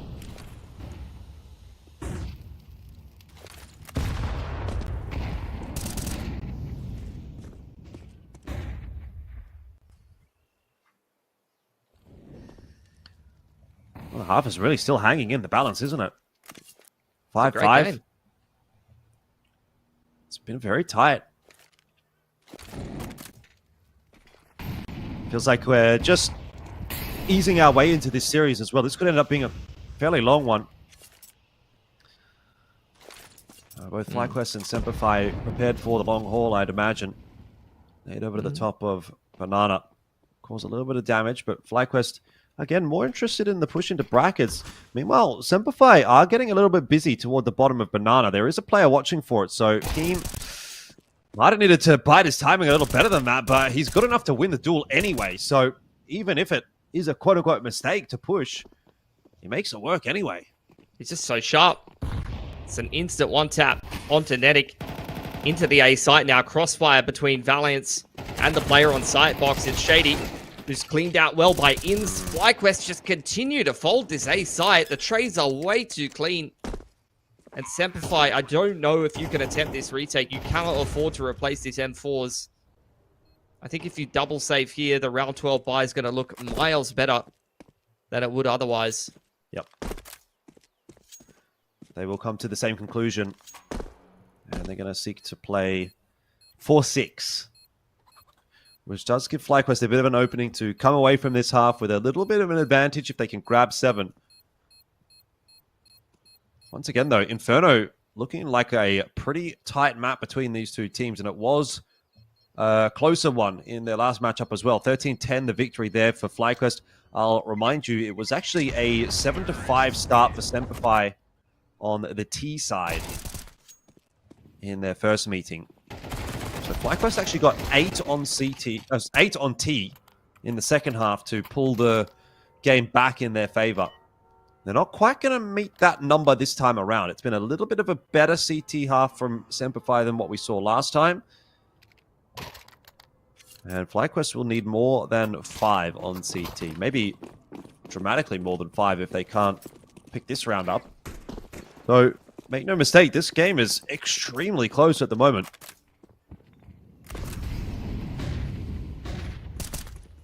Another slower approach here from FlyQuest. Not rushing into Banana in the early round here. It's a pretty quiet game from Netic so far. Hasn't had much of an opportunity to have much impact in this game, I guess. Alistair down onto the pistol. He's the only one with a weaker weapon here for SemperFi, who once again clear out Banana, but FlyQuest are already looking towards this A site, and this time looking like more of a jungle wrap from them. SemperFi reading into it somewhat. I don't know if they've completely understood that this might be a play all the way around the world. They're set up for the push through from Arch, though, and Vexite, he's going to have to get himself 2. There's one more player here that needs to be dealt with. Liaz causing a ruckus over towards A, but it's now down to Nedic. New kid on the block. He's got the C4, and he's got his running shoes on. He's heading over to B. He's going to have to double his kills in the half here to complete this clutch 1-on-2. Both coming in from spawn side. No util to play with here for Nedic. Going to position himself around new box, and I think Alistair's heard some of those footsteps. Yeah, chances are pretty good. Shady's low, however, and no head armor for either of these players makes for a very winnable clutch. 15 bullets in the clip here for Nedic. Waiting for the perfect time to strike. Shady making a bit of noise. Giving away his position, hoping that Alistair will be able to find the trade. Ali, though, down early, and it's not winnable for Nedic. Shady gets it done. Defuse on, and SemperFi will secure their 6th. It is a tied game. Horns locked as we finish off the first half.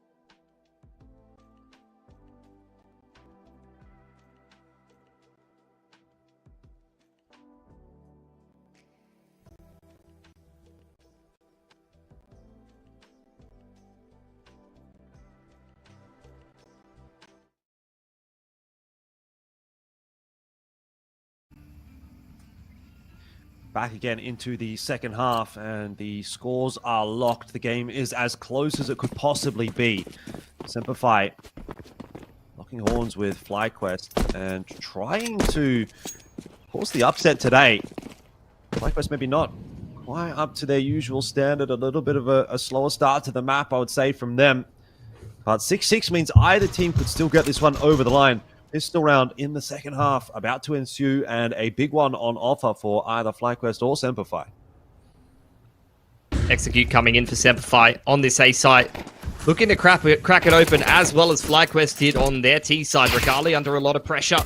Able to deal with it well, though. Traded by Savage. It's just the pit player alone, but there's been enough time for the rotations here, Jordan. Yeah, Inns though, securing that rotation in from Library makes the job a little bit easier here as well, coming through with Medic following him. Liaz chiming in with one from the pit. SemperFi have been unable to get the bomb plant down. They're down on numbers now as well.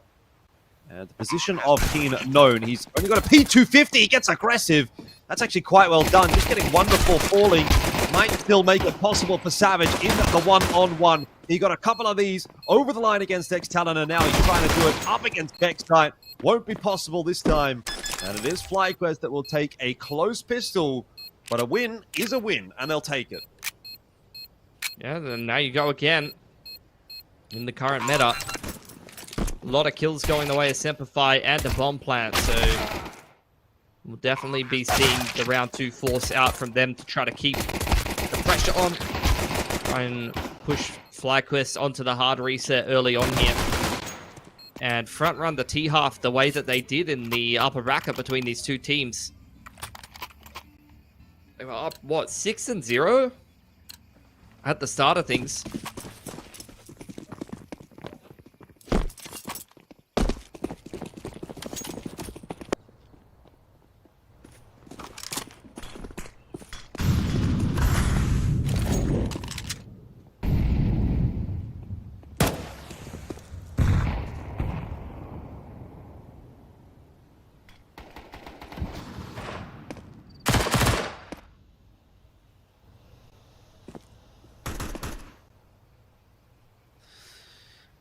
All right, 7-6 scoreline is looking okay here for FlyQuest, but still needing to get locked in for this anti-force fight. The couple of rifles out in the hands of SemperFi. A lot of MP9s around for FlyQuest, but FlyQuest have taken some nice map control early on in the piece. Deep player in Banana. Netic set up for that. Hasn't exactly been his game. And quite a bit of responsibility as the push is going to come in his direction. Worst case scenario, though, he's going to get the early info, and if he can just get a 1-for-1, that's good. Great, in fact, as he finds a second. FlyQuest have an early informed rotate over to the B site. Bextite gets his incent down. SemperFi have not been able to scale into the site just yet, and Bextite gets out ahead of the smoke for another kill on the Alistar. Nice flash in as well from Inns, and great coverage from FlyQuest in the end. Will maintain 4 guns. Netic and Vexite just being these disruptive players on the CT side. They were SemperFi's worst nightmare in that upper bracket series. On the CT side, both of these players just getting in SemperFi's face and disrupting them before they can ever really complete any of their game plans on the T side. So if we continue to see that, then this is going to be a very quick game. They need to make sure they shut them down or trade them out a little bit better than what you saw in that round. You cannot let these players get away with a multi-frag. Regali now getting aggressive from balcony. FlyQuest starting to pick up more and more confidence, wanting to try to bully SemperFi on this T side. Yeah, the situation definitely feels like it changes if FlyQuest get off to a great start on this CT half. Can build the money up, be up 9 and 6. It's going to take some recovering from SemperFi. Banana looking pretty solid for FlyQuest here. And they're not seeing anything on that side of the map. So these guys on A are going to be pretty locked in on their lines. Liaz with the MP9. Keeping a keen eye trained on the balcony door. Change his position up, back out into Big Pit. Gali will need to try and help out as well. He's flashed up here and there, but still doing a pretty good job. And Liaz supporting kill as well. This will make for a pretty easy round for FlyQuest. And I mean, this is the exact opposite of the start that SemperFi really wants for this half. They have allowed FlyQuest to build the money up dramatically. They've got a buffer zone of 9 to 6. And frankly, FlyQuest could go into the next round with this exact same buy, try to go for a bonus, see if they can get anything done with those MP9s. And if they win that, that might just be a map-winning round. Instead, they do get themselves a couple of upgrades here.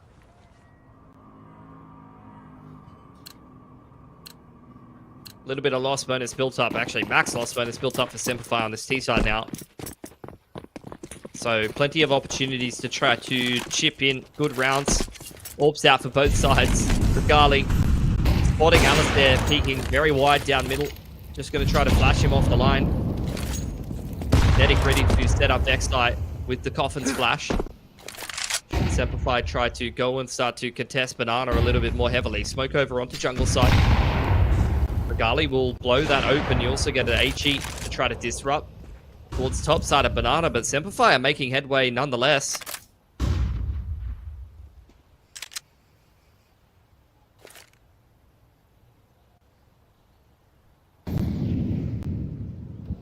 Molly's going to get tossed into Banana here as well, just to slow things up. Nedic again being given quite a bit of responsibility over towards B solo.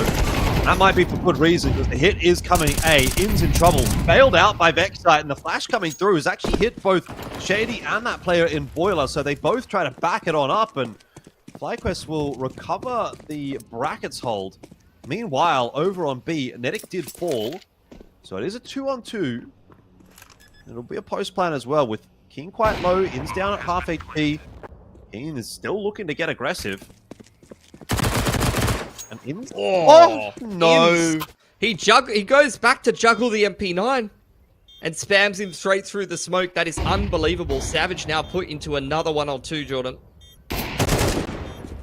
Well, Leah's just got to keep creeping his way through Banana. He'll get the freebie. That is so unfortunate for SemperFi that just falls apart the way it did. A little bit of luck from Inns, really. 10-6, and double digits secured for FlyQuest.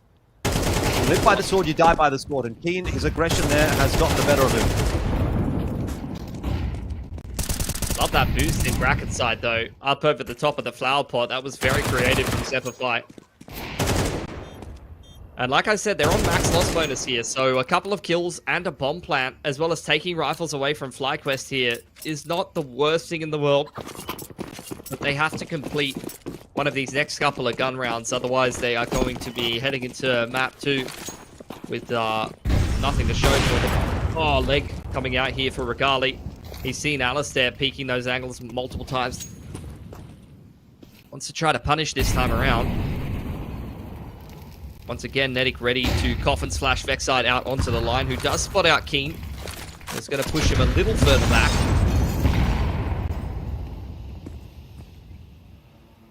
Vexite, bold position, low on HP, but not going to be seeing any spam in that direction. No use still getting tossed in by SemperFi. They're turning their attention back toward brackets instead. A smoke at carpets and on arch side. And using that to try to progress their way toward the A bomb site, where there are 3 FlyQuest members waiting. Some counter util now getting tossed out. Liaz dropping his smoke and a flash. Not feeling the pressure in pit necessarily, but Regali, seeing this util head in his direction, he's going to turn away around the corner, and now you've got to know that this player's already progressed, and Regali, so ready for it, will hit the collat, looking for a little bit more. It's tense, the SemperFi still trying to find their entries, but the rotations come across from B. Nedic diving through the arc smoke to get himself the kill on the bomb carrier, despite Valiance's heroics up here on the balcony. He still has more work to do. He's got to push forward. He's got to try to get that C4. There's only 20 seconds left on the clock here for him to do it in, so he can't be wasting any time. But he does have a health advantage, and he might be able to pick up this opening kill on Nedic. The trade in from Vexite, so clean. And FlyQuest, they do just narrowly get through that round, but SemperFi are running out of time on the map now. Really nice attempt on the Galil from Valiance. 3 really sharp shots, but there's just too much for him to do in that round. Regali ends SemperFi's hopes of making a jungle wrap actually have any results there. Just a singular bullet from the AWP. He's so fast, man. It doesn't even look like he's really spotted them out. It looks borderline free fire. Straight up mid though. Wow, that damage.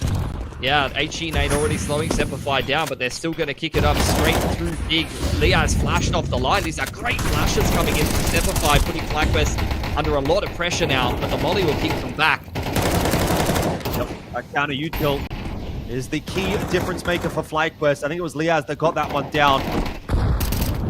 He will be overwhelmed in pit, but rotation has come through for FlyQuest, so bolstering the site defense. Valiant's not sure what's going on here. Inns maybe also trying to figure it out. Comes up on the box, both of them.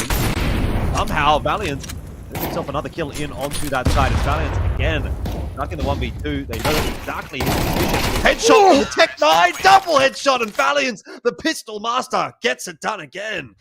He is so SemperFi good. have a breathing room round. He's so good at his clutches, man.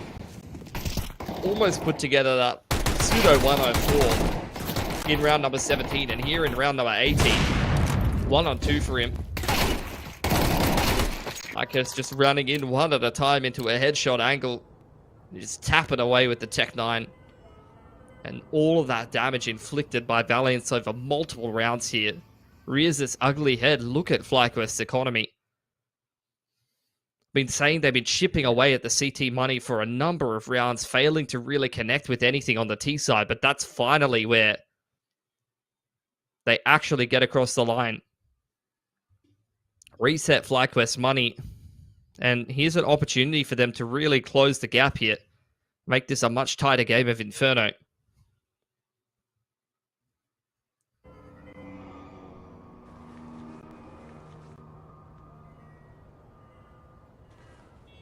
Yeah, 11-7 though is a nice buffer zone for FlyQuest. So they'll force buy into this. They'll put in as much money as they can. They don't have a huge amount for some of these players who do just have to go down to pistols. I mean, Nedic's working with barely anything. 5-7 and just body armor. But FlyQuest can stack one of the sites and maybe hold on to the M4, the AWP, and take that through to the next round in a worst case scenario. Kind of just eke out as many buys from this one as they can until that money does recover. And it's not an easy task necessarily still for SemperFi. Forward hold from FlyQuest. We haven't seen this from them before. Liaz waiting for Shady. Heard those footsteps. He's going to pre-fire the line. Ends up backing off, but it is taking time for SemperFi to move through the map in this round. That's fine, though. Not a lot of util left in towards the mid to late round here for FlyQuest. They've SemperFi spotted out the carpet setup initially and pushed them back with just a little bit of a jiggle. So SemperFi, without using a whole lot of utility, have taken a lot of map control. Nedic's keeping Boiler. There's a flash out onto the line. Nedic going 1-for-1, but also confirming the position of a couple more of the Ts. That's going to pull the rotation across from FlyQuest. But that could be a bit of an over-rotate. Liaz left all on his lonesome for the time being until Vexite can make his way back through jungle. Fire taking their time, and that is going to give Liaz the opportunity to dump util. He's answering the smoke that was thrown in the brackets from SemperFi. Time is now becoming a real problem here for SemperFi. I think they might have overcooked this one a little bit. FlyQuest haven't brought those extra players over to A, but they do have two defenders. Molly has missed the balcony. Liaz is set up. It's the crossfire for Liaz and Vexite and SemperFi. The pressure getting to them in this round. You can tell they're not going to get the bomb plant down. Liaz has held strong on the site. The round is over. And SemperFi have let slip their best opportunity to come back into the map. 12-7 the score, and FlyQuest a round away from taking map 1.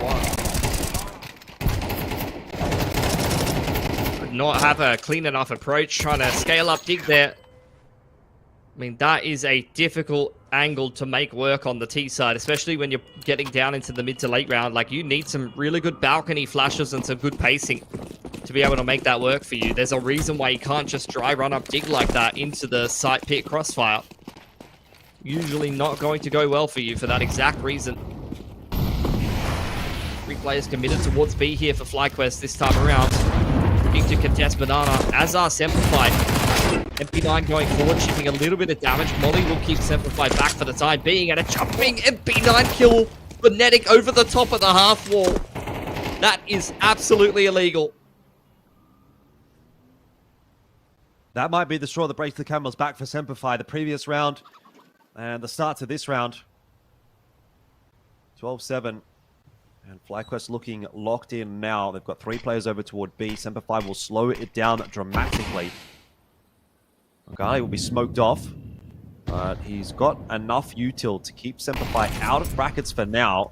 And he's aware of that fact. He's broken open the smoke. You see a little bit of a lurk coming through there from Keen. Does set himself up in brackets, but the rest of the team now over towards B. They get ins. There's still 2 players that they have to get past. And again is the Smash Bros, Nedic and Vexite. MP9 of Nedic doing a lot of damage over the course of this round so far. He's now gotten 2 And Vexite will help him out for one more. Just Ali trying to make this entry happen. He's got himself the one. Keen another. This round is entirely doable for SemperFi, but it comes down to the next little passage of play. Regali catching Keen on his rotate. Ali hasn't accelerated quickly enough. We're now down into the 1v1 with 19 seconds left, and Regali could well win this if he walks through the smoke as that plant is put on the floor. It'll, in the end, allow Alistair to put that bomb down by hiding inside the smoke, working his way out and hitting the shot. And that is going to be that. FlyQuest will win the round and win the map as the defuse does come through. Map 1 is secure for the favorites.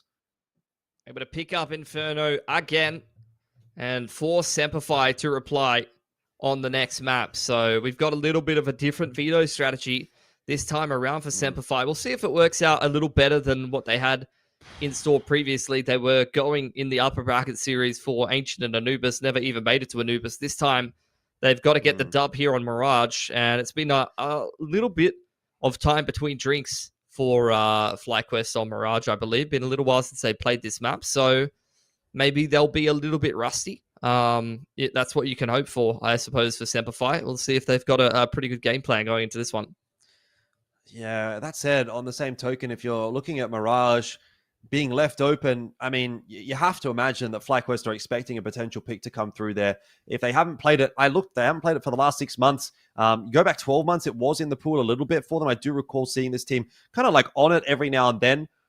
I'm sure they've got an idea of what's coming. I'm sure they've got a feeling that there was a chance this was going to get picked into them. They will have something prepared for it. This is FlyQuest after all. The expectation is that they should be the top team in this region. And so far, living up to that expectation, having now not dropped a map in this qualifier thus far. But grand final could still change things up. SemperFi could still have something in the back pocket. They were competitive there on Inferno up to a point, and then they kind of lost control of the map. But let's see what they can get done on Mirage before we really lock anything in. Right now, though, it is FlyQuest one map away from the major. We're going to have to take a quick break before we do jump into map number 2, and then we'll be finding out whether or not FlyQuest can get this one done and once again take their throne as the top team in Oceania.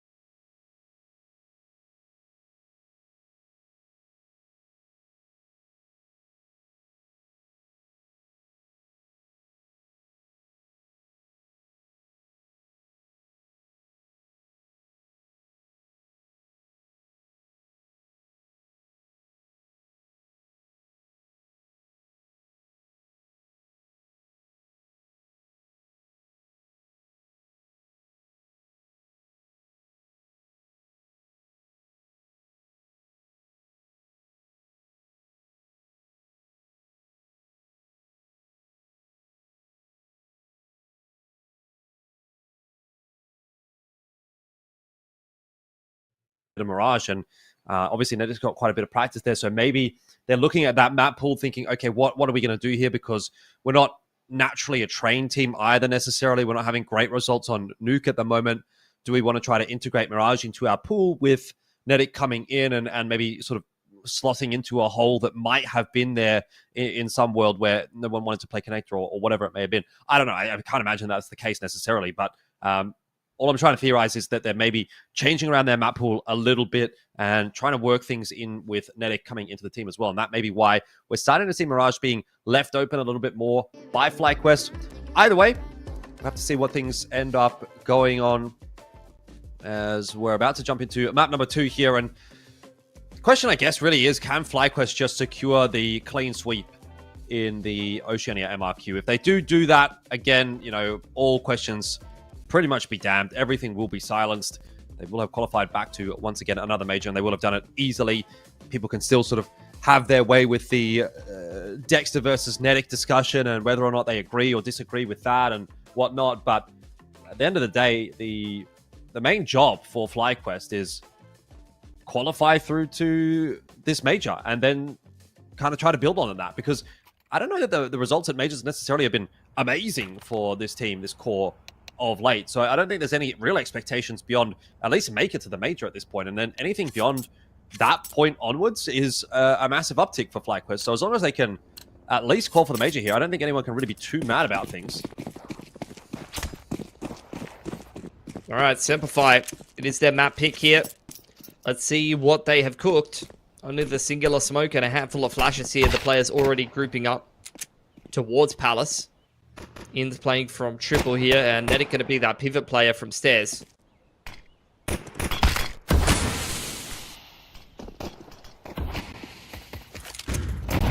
Push coming through pretty quickly from SemperFi as they decide to bust their way out of Palace. In's at triple, waiting for his moment to strike. This was going to be jumped upon by Valiant, who is always pretty handy with those pistols.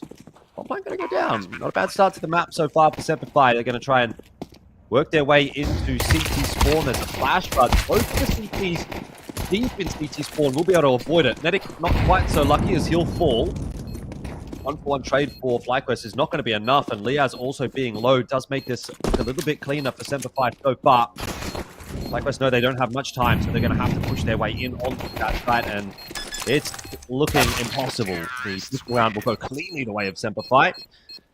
And a good start to the second map. A-set play works out very nicely for them. Valiance has been great on the T-pistols. I don't know if you've noticed that as well, but I swear to God, every T-pistol for SemperFi Valiance has had a multi-frag and is getting some entries. I'm pretty surprised. I think he's just good in pistols in general. Yeah, that's true. A lot of those order teams were usually pretty good with pistols. Ooh. Lucky to be alive for Regali there. Force Buy has come out for FlyQuest. A lot of MP9s in the mix here. I'm surprised they've actually forced round 2. Big stack on B here for the CT side, and SemperFi looks like they're going to walk right into it. Regali not firing a shot off with that scout changing. Instead, but In's doing some real work and some damage done with that Deagle and follows up for more. There's a Nedic also chiming in, and that is super unfortunate for SemperFi, as they will once again be winning the pistol and then dropping the subsequent round.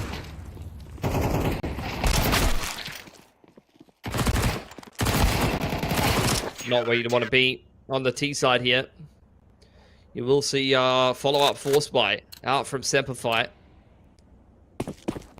A lot of Deagle armor going on, and a Galil. There's just no util in this buy though. A handful of flashes and that is it. So there is no nuance in this round. They just got to try and hit shots. And Alistair does not connect the entry on the Galil, trying to make something happen outside of a ramp, punished early on by Inns. King will now pick up that Galil. Knows Inns is low, tries to punish him on the cross, but can't quite convert the opener. Yep. That'll be enough as far as FlyQuest are concerned to feel comfortable in this round. It's working his way back out into the site and can set up behind default. FlyQuest are going for an aggressive take on a main. They will lose ins for it, but he was low. Trade back down Keen. Numbers are still healthy for FlyQuest. Rest of SemperFi all just creeping out of underpass. In towards connector. You have multiple swing positions here for Netic and Regali. No one's really spotting out connector. There's the jingle from Netic. It's an instant headshot. No money for head armor there for Valiance. Shady at least able to trade one.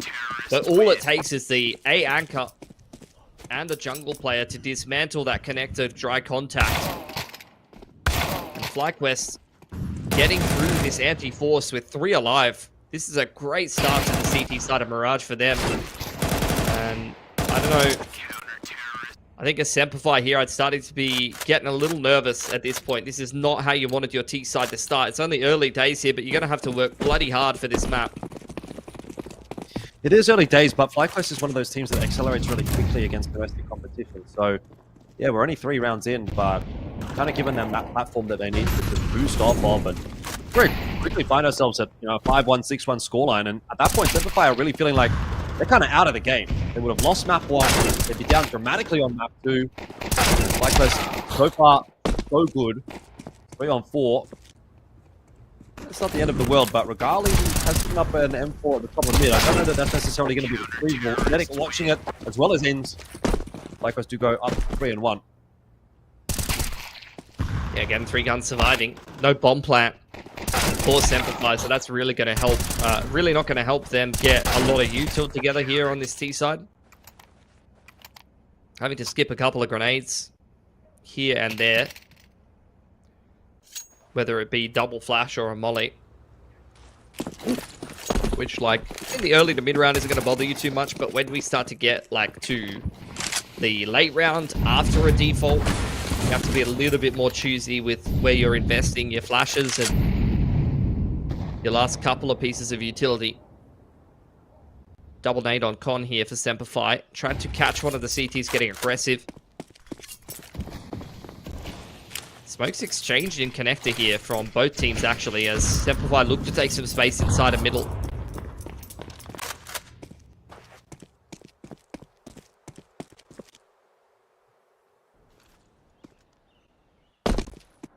They have taken that space in mid. What they're going to try to do with it is split the A site. You have Valiance working his way in through A main on the same timing as the guys are starting to work up connector. In's well aware that connector is dirty at this point. Fighting on the side, he's not going to be pushed out by that molly at all. Does give away his position behind default, and next side still good for 1. In's out through the smoke looking for more as well. He's got to do some real work here. The AWP goes down, and In's will as well. 2 on 2 though, assisting here as didn't go down.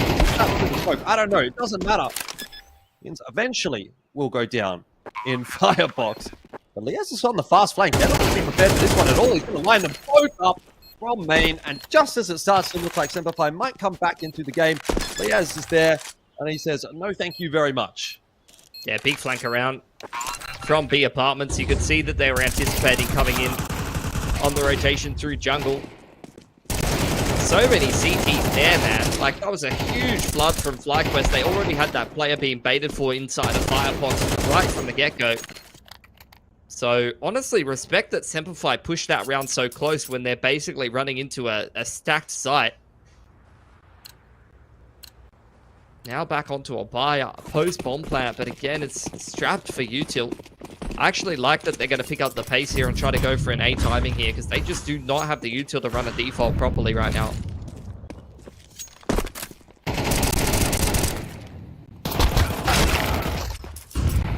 Well, nice entry from SemperFi, and all of a sudden this round just opens right on up. FlyQuest a little bit worried about things because their money's starting to deplete off the back of that previous round, but held onto by Regali and Netic. The round is still looking okay. Liaz blows open the smoke. Allison is caught in no man's land. It is just savage. And it is falling to dust at the moment for SemperFi. Some close rounds for sure, but they're not getting them over the line. Timeout for SemperFi. want to have a chat about what they want to be doing this round. They're still just continuing to sit right on this 3.4 loss bonus, but it's more difficult to continue to force into these rounds time and time again when you're not getting that bomb plant. It's going to deprive you of the extra couple of grenades that you need to feel confident in your buy, but only a couple of guns saved through for the CT side. The temptation is definitely there to try to go for that reset. Can see it's been a long day there for SemperFi already. Into their 4th map of Counter-Strike. 2nd or 3rd energy drink.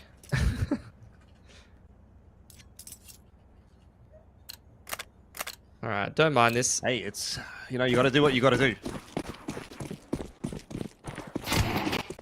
Hero AK on Keen. I think he's the player that I want to see it most on.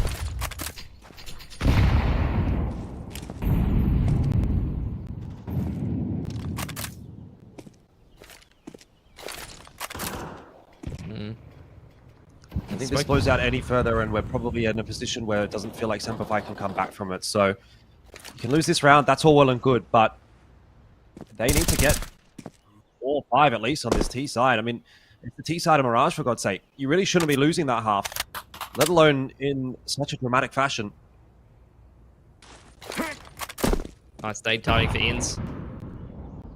Just internal clock of when that A ramp smoke is starting to fade.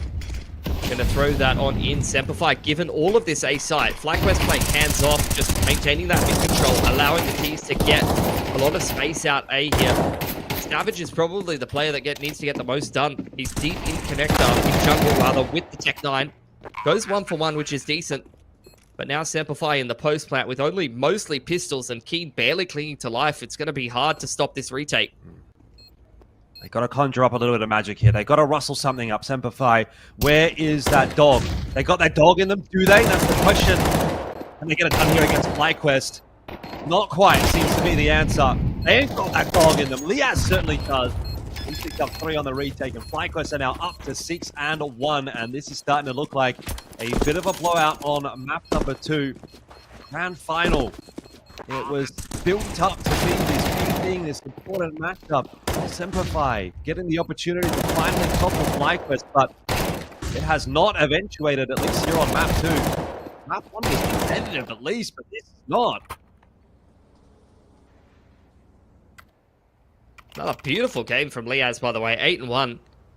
And they haven't even really come towards B very much. When they have, I feel like In's cleaned up the most of them, but Liaz is getting these frags by a lot of the time being mobile, coming in and completing a lot of these retakes. Here's the buy from SemperFi. They got all the util they would need to work with. They've got the AWP out, but they've lost Keen already. He is often the tip of the spear for SemperFi. They've definitely lost a lot of their buy. Alistair trading one back, though. You see FlyQuest trying to go for the mid-crunch. And Alistair's ready for it. He's seen a few of these tricks before. B site is wide open right now. And SemperFi going to go pedal to the metal straight on in there. And secure themselves their second T round, most likely here. See 2 players pushing out on short. You know that the B site is probably undefended. Typically, there's going to be only 2 players on B site, the anchor and the short player. So unless there was a massive stack on B for whatever reason from FlyQuest, you get those 2 kills from Alistair, and you know you can walk your way into B. And of course, unlikely that FlyQuest would be doing anything unorthodox in a round like that when they're up 6-1. Why would you be stacking 3 players on B? So good call from SemperFi. And of course, FlyQuest gets a save here too. So it's good for SemperFi to get that round on the board, but it's definitely not going to break FlyQuest's control of this map at all. It's going to end up being a bit costly there. I'd say more so for FlyQuest on the CT side. I think you're happy to go 1 for 2 there as SemperFi. They're still got a lot of loss bonus built up here. And I think FlyQuest overcooking a little bit. They were in a decent position, finding the opening kill there, and then it all kind of falls apart. Alistair just jiggling back and forth behind the tap.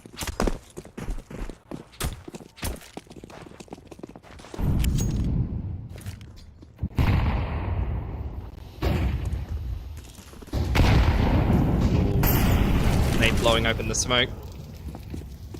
Trying to create Alistair an opportunity to get another pick in middle. I think he has earned some respect in this part of the map now. Yeah.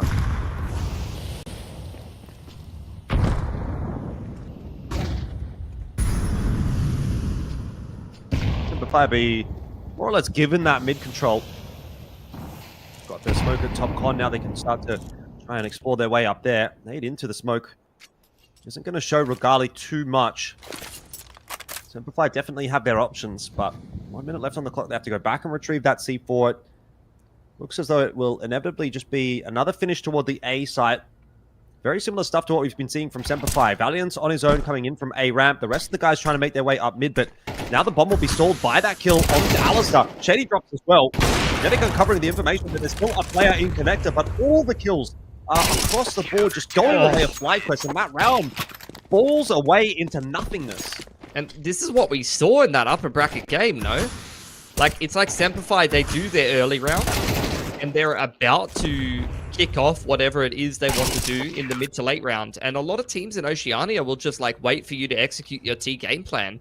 But at the moment, it really feels like FlyQuest with Nedic in the lineup, they're just so aggressive, man, on the CT side. They don't wait for you to do something. They go and they disrupt you. And they're quite happy to play like that skirmish-heavy gameplay where it's like one player is taking a duel from short and Nedic is now the next player that's like, okay, I'm going to push top then. And Inns is wrapping around short while Vexside takes contact in ladder room, and all of a sudden you got three of the most sharp riflers in OCE all peeking you at once. And your whole team's dead. Yeah, that'll do it. Nice shot from Keen. Half is not done yet. SemperFi still fighting. They've got another buy in them. And a big wrap over toward the A bomb site, which is where Inns is posted solo. Money's not in the most precarious position right now for FlyQuest, but they're not going to be wanting to throw away any guns unnecessarily. So if Inns can't get anything done, and it ends up just being a quick plant here from SemperFi, we might see FlyQuest saving those guns. They are on their way over, though. They've got the early info, and SemperFi are not into the site just yet. There'll be some delaying mutual knocked out by FlyQuest. And a nice kill through the smoke from Inns, just lining up 80. That starts to make this one feel a little more doable. No one on the stairs position from SemperFi just yet. They're going to try and work their way forward, but they've lost two. Liaz again on the road. He's been an absolute monster. And a third kill for Liaz before he finally gets put down by Alistair, but it's AWP on AWP, and Regali and Alistair both missing shots. Now a connection. All it takes, though, is one proper hit in here, and Alistair is going to back himself. Rifle out for Regali. He knows he's got that damage in already, but Ali has changed his position up to the left side. Regali, unaware of it, will fall, and Alistair picks up a big clutch for SemperFi. Putting down the player that replaced him. Absolutely love to see it. I think a lot of people were itching for a revenge arc here for Alistair. And that's a round where he does really deliver for SemperFi. He's always been great in those positional clutches. You put him like new box on Inferno or triple, you know, a spot where he gets to use his movement to kind of play games with his opponent. He's always so fantastic in those positions. Ain't done yet. Nade over the top. Savage. Without a dodge, okay. SemperFi this time are a lot quicker into connector. Looks like they're going to go into the fight straight up as well. Nedic can hold on to connector, and he's found a couple. Good damage out of that Famis. Inns in position to continue the hurt. Won't miss, won't land the shot with the Deagle until he goes for two more. Straight on the second peak. The first peak, not so good for Inns. The second, sublime. And the round has just filtered away. Again, SemperFi in a position to do some damage to FlyQuest, and Inns just again shuts the door in their face, and it's got to be so demoralizing for SemperFi. They're running away with this game. 8-3. Another round where SemperFi are denied a bomb plant. They're not even getting onto the bloody sites half the time. They keep trying to run up connector and they're just running into multiple brick walls. Tack timeout for SemperFi to discuss how they can possibly try to get this 4th round together, because the money is not looking great at this point.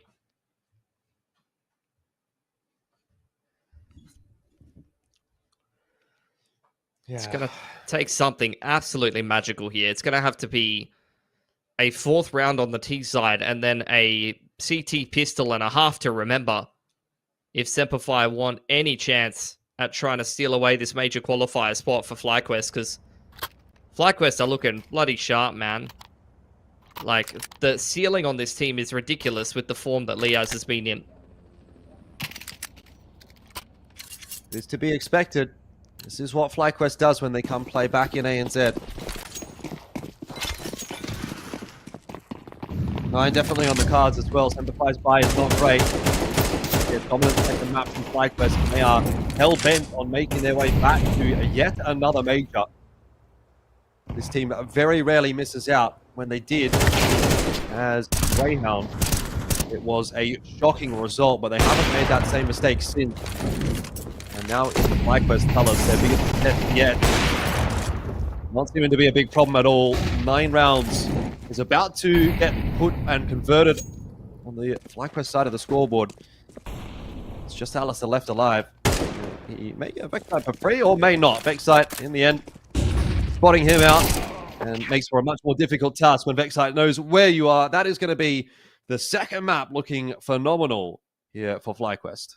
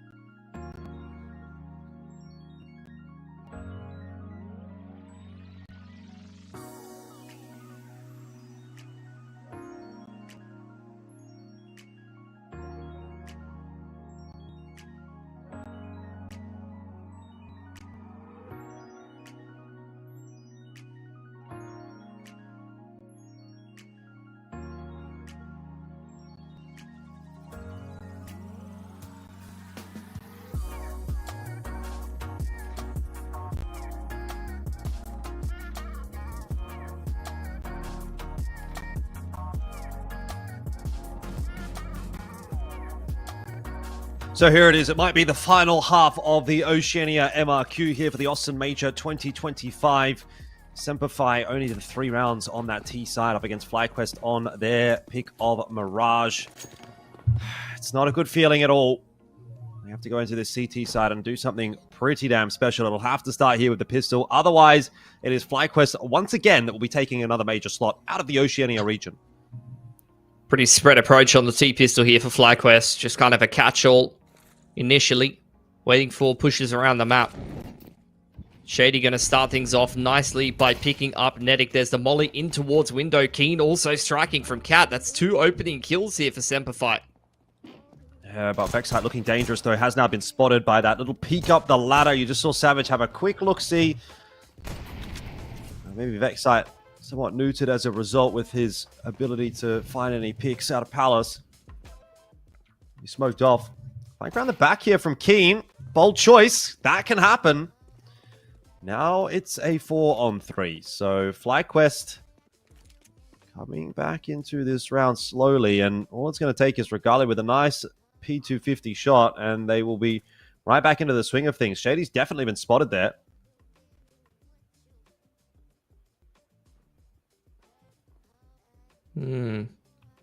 Smoke towards top con. And Shady in a pretty powerful position up top of short, but doesn't want to potentially give up his life and allow this round to go into a 3-on-3. Alistair further extending the advantage, though, picking up that A player. Both of the last two spotted out in con, so you see the reposition from Alistair. Quite happy to play the crossfire with CT and Tetris. Going to be very hard for FlyQuest to break that crossfire. Yeah, they're going to try anyway, and one-shot potential is definitely there with the USPs and the P250. Regali, let's get over the line against Alistair, and he's found the kill on a Savage too. Hang on, down to the 1v1, but time had ticked away, and Valiance will win the round just by virtue of existing. Pretty close for comfort, really, considering it was a 3v5. Oh, man. Regali's unreal. Yeah, plant denied there is the round-winning kill from Alistair. He just sprays him down. Regali buying D Harbor. I think the rest of the boys missed the memo that this is was going to be a force buy. Maybe the man is just feeling that confident. He was pretty crisp on the P250, so really backing himself to do some damage here, but he's already copped a little bit from Alistair, picking up top mid there.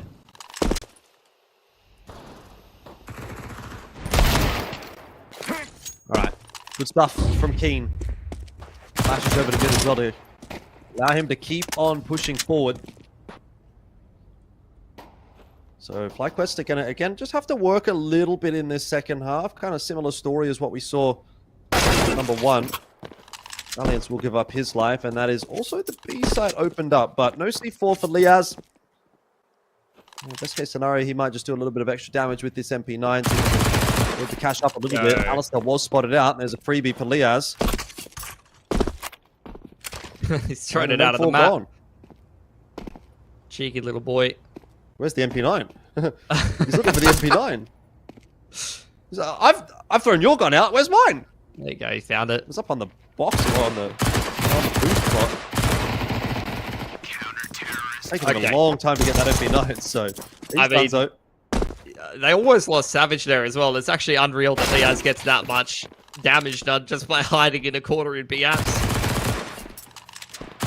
Catches both Valiance and Alistair off guard. And when you're this far behind on the CT side, you can't afford to lose those extra guns, man. Gotta be keeping those anti-ecos clean. The good news is Regali, for some reason, has really overspent in that last round, and so he can only afford a scout here. You say only. I'm sure he can still get some damage done with this gun. And it looks to just be a straight up A hit from FlyQuest. Got Nedic progressing pretty quickly through middle. And A split on offer for FlyQuest here. Info given that there is a player outside of main. Just a waterfall out of Palace. May not work out with Vexite going down early on in the piece. Alistair is going to be traded back by Liaz. Now Savage coming into play, but he's got to deal with Nedic, who again was that pincer strike from Con and a 3k from Nedic. FlyQuest have the site, and they might well start thinking about having this major slot as well. It's a big round for them. Think about converting. It's not over yet, I guess. Valiance will have to get the plant down.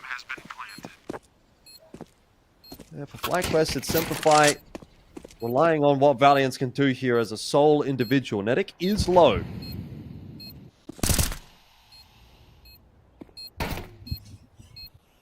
Spam through from Valiance. Creeping out on the line. FlyQuest giving him absolutely nothing. Does have a smoke and a kit here. Going to throw that onto the bomb. Knows that that may prompt out a peek from Regali, and he's ready for it, but just not quick enough with the aim. Another round picked up there by FlyQuest, and I have seen Netic do that before on some other teams, or one particular other team. I might have watched more than, I don't know, 30, 40, 50 rounds of Netic walking up connector on Rooster and multi-fragging like that.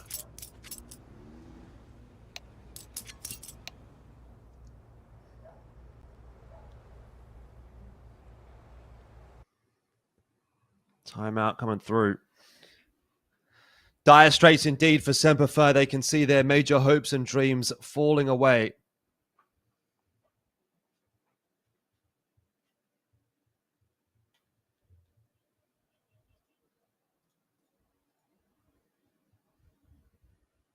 And that is a pretty grim place to be. Yeah, exactly.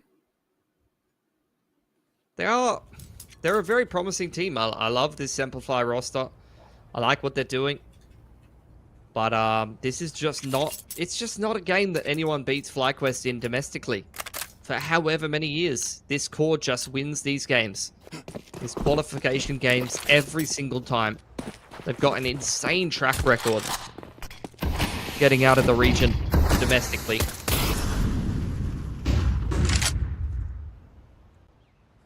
SemperFi running out of opportunities here. Savage playing up close with the 5-7. It's a beautiful flash up over the top, but he still can't complete the kill onto Ins. Well, 1 for 1. 1 for 2 now as Regali's going to get himself another one, and this A-bomb side just crumbling again for SemperFi. What can he really do? The buy is rough. They don't have util. Ali's down on a scout. They want to try to retake this site, but feels impossible, and even if they do try, they lose all of their money. They've got nothing to play with. Their backs against the wall. SemperFi relying on a magical anything. And Alistair hits a headshot on the in, so that's a start, but Shady's going to have to come up with one of these big rounds that we're used to seeing from him, and it's just not going to happen. FlyQuest are too good today, 11-5, and they are 2 rounds away from securing the major slot. Yeah, money's broken for SemperFi. Netic just continues to do what he does best. Thriving in connector. Lurking around jungle and window. Just picking his timings perfectly and picking the CT side team apart. 17-10 for him. He did not have the best map in the opening game versus SemperFi, but he is turning it on for Mirage, and you might be onto something, honestly. For FlyQuest starting to play this map a little bit more now they've got Netic.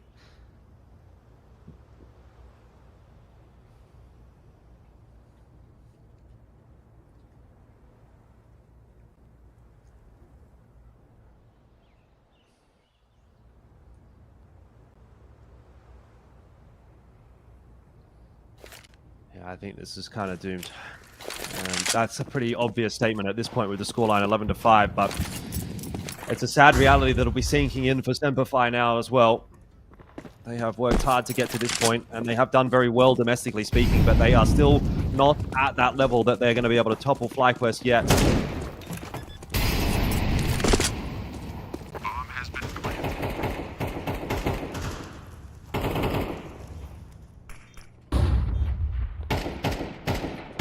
Just USPs playing for some exits at this point. Netic really just trying to snap that at this point. Multiple players caught off guard by the peeks out bricks. So much time ticked off the bomb that I don't think it's going to make much of a difference. It's good to take AKs away from FlyQuest, though. It's not like they've got some insane economy. And actually, that's not bad. A couple of AKs saved on over into the next round. Does give them a little bit better of a chance of completing this comeback in the long term. But 7 rounds in a row needed on the CT side.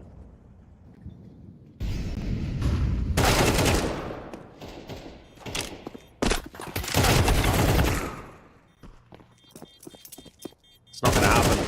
It's just not going to happen. Not against a team like FlyQuest. We would almost be safe to assume that these next couple of rounds, if it is indeed going to end up being more than one, are just a victory laps for FlyQuest. 12-5. They have pretty much sealed the deal, and it's just about getting the ball over the line right here. SemperFi have one last buy to give it a crack with, coming down to a glass cannon all.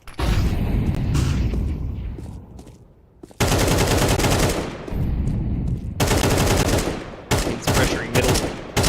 FlyQuest just keeping this round simple. One player in unders, that'll be Netic once again, trying to create some openings. In through connector, set up well by Ins, while the rest of FlyQuest apply some pressure towards this A side. Molly, under balcony, and into sandwich, smoke blown wide open as Liaz gets in on the entry. Netic there as well.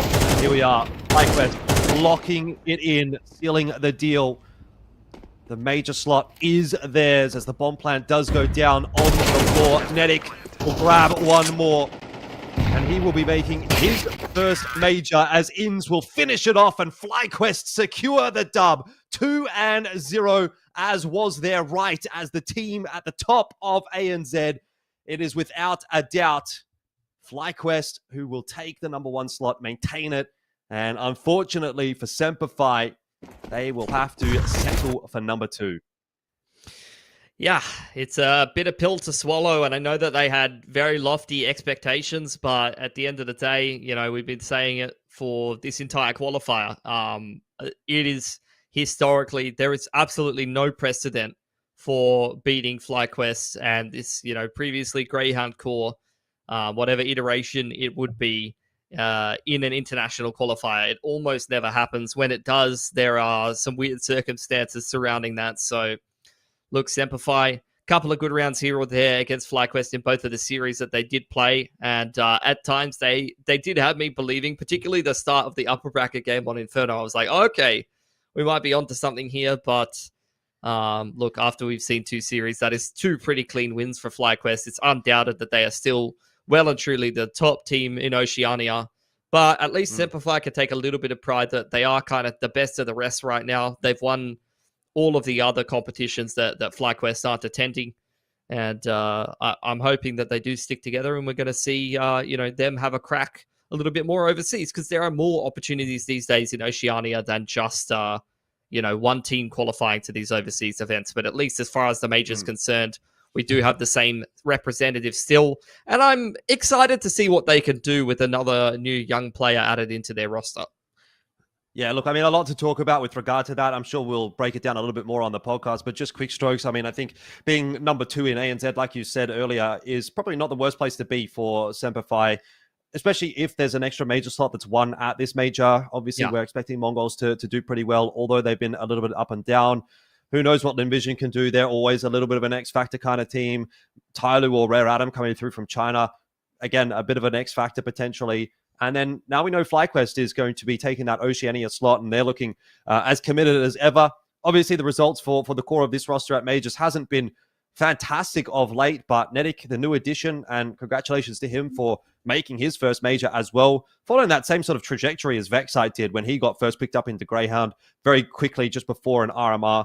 Went straight into that RMR, no problems at all, and went straight to the major. And so he's going to get his opportunity now as well. And hopefully that's going to go nicely for FlyQuest. We'll obviously be following their journey. But yeah, a lot of things to kind of keep an eye on over the course of the next few months here for Oceania. And I'm happy with where OCE is at after having watched that qualifier. I think it was quite competitive. I enjoyed watching it. The SemperFi project is pretty cool, and I hope they are going to continue to stick together for the rest of the year because, look, they didn't come super close to FlyQuest in this grand final, but they definitely showed that they were better than the rest in ANZ. So there's something to be said for the run that they've had. But that is the end of the Oceania MRQ. There is still more to go, though, here for us today. We have two more best of threes. We have to turn our attention back up toward Mongolia and India, as God's Rain got themselves that nice cheeky upset yesterday night over the Huns to keep themselves in the conversation for that Asia MRQ. And that is where we'll be headed right after this. We're going to go to a reasonably extended break. Obviously, we're going to switch between regions, so it will take a little bit longer, but we will be back with the Asia MRQ.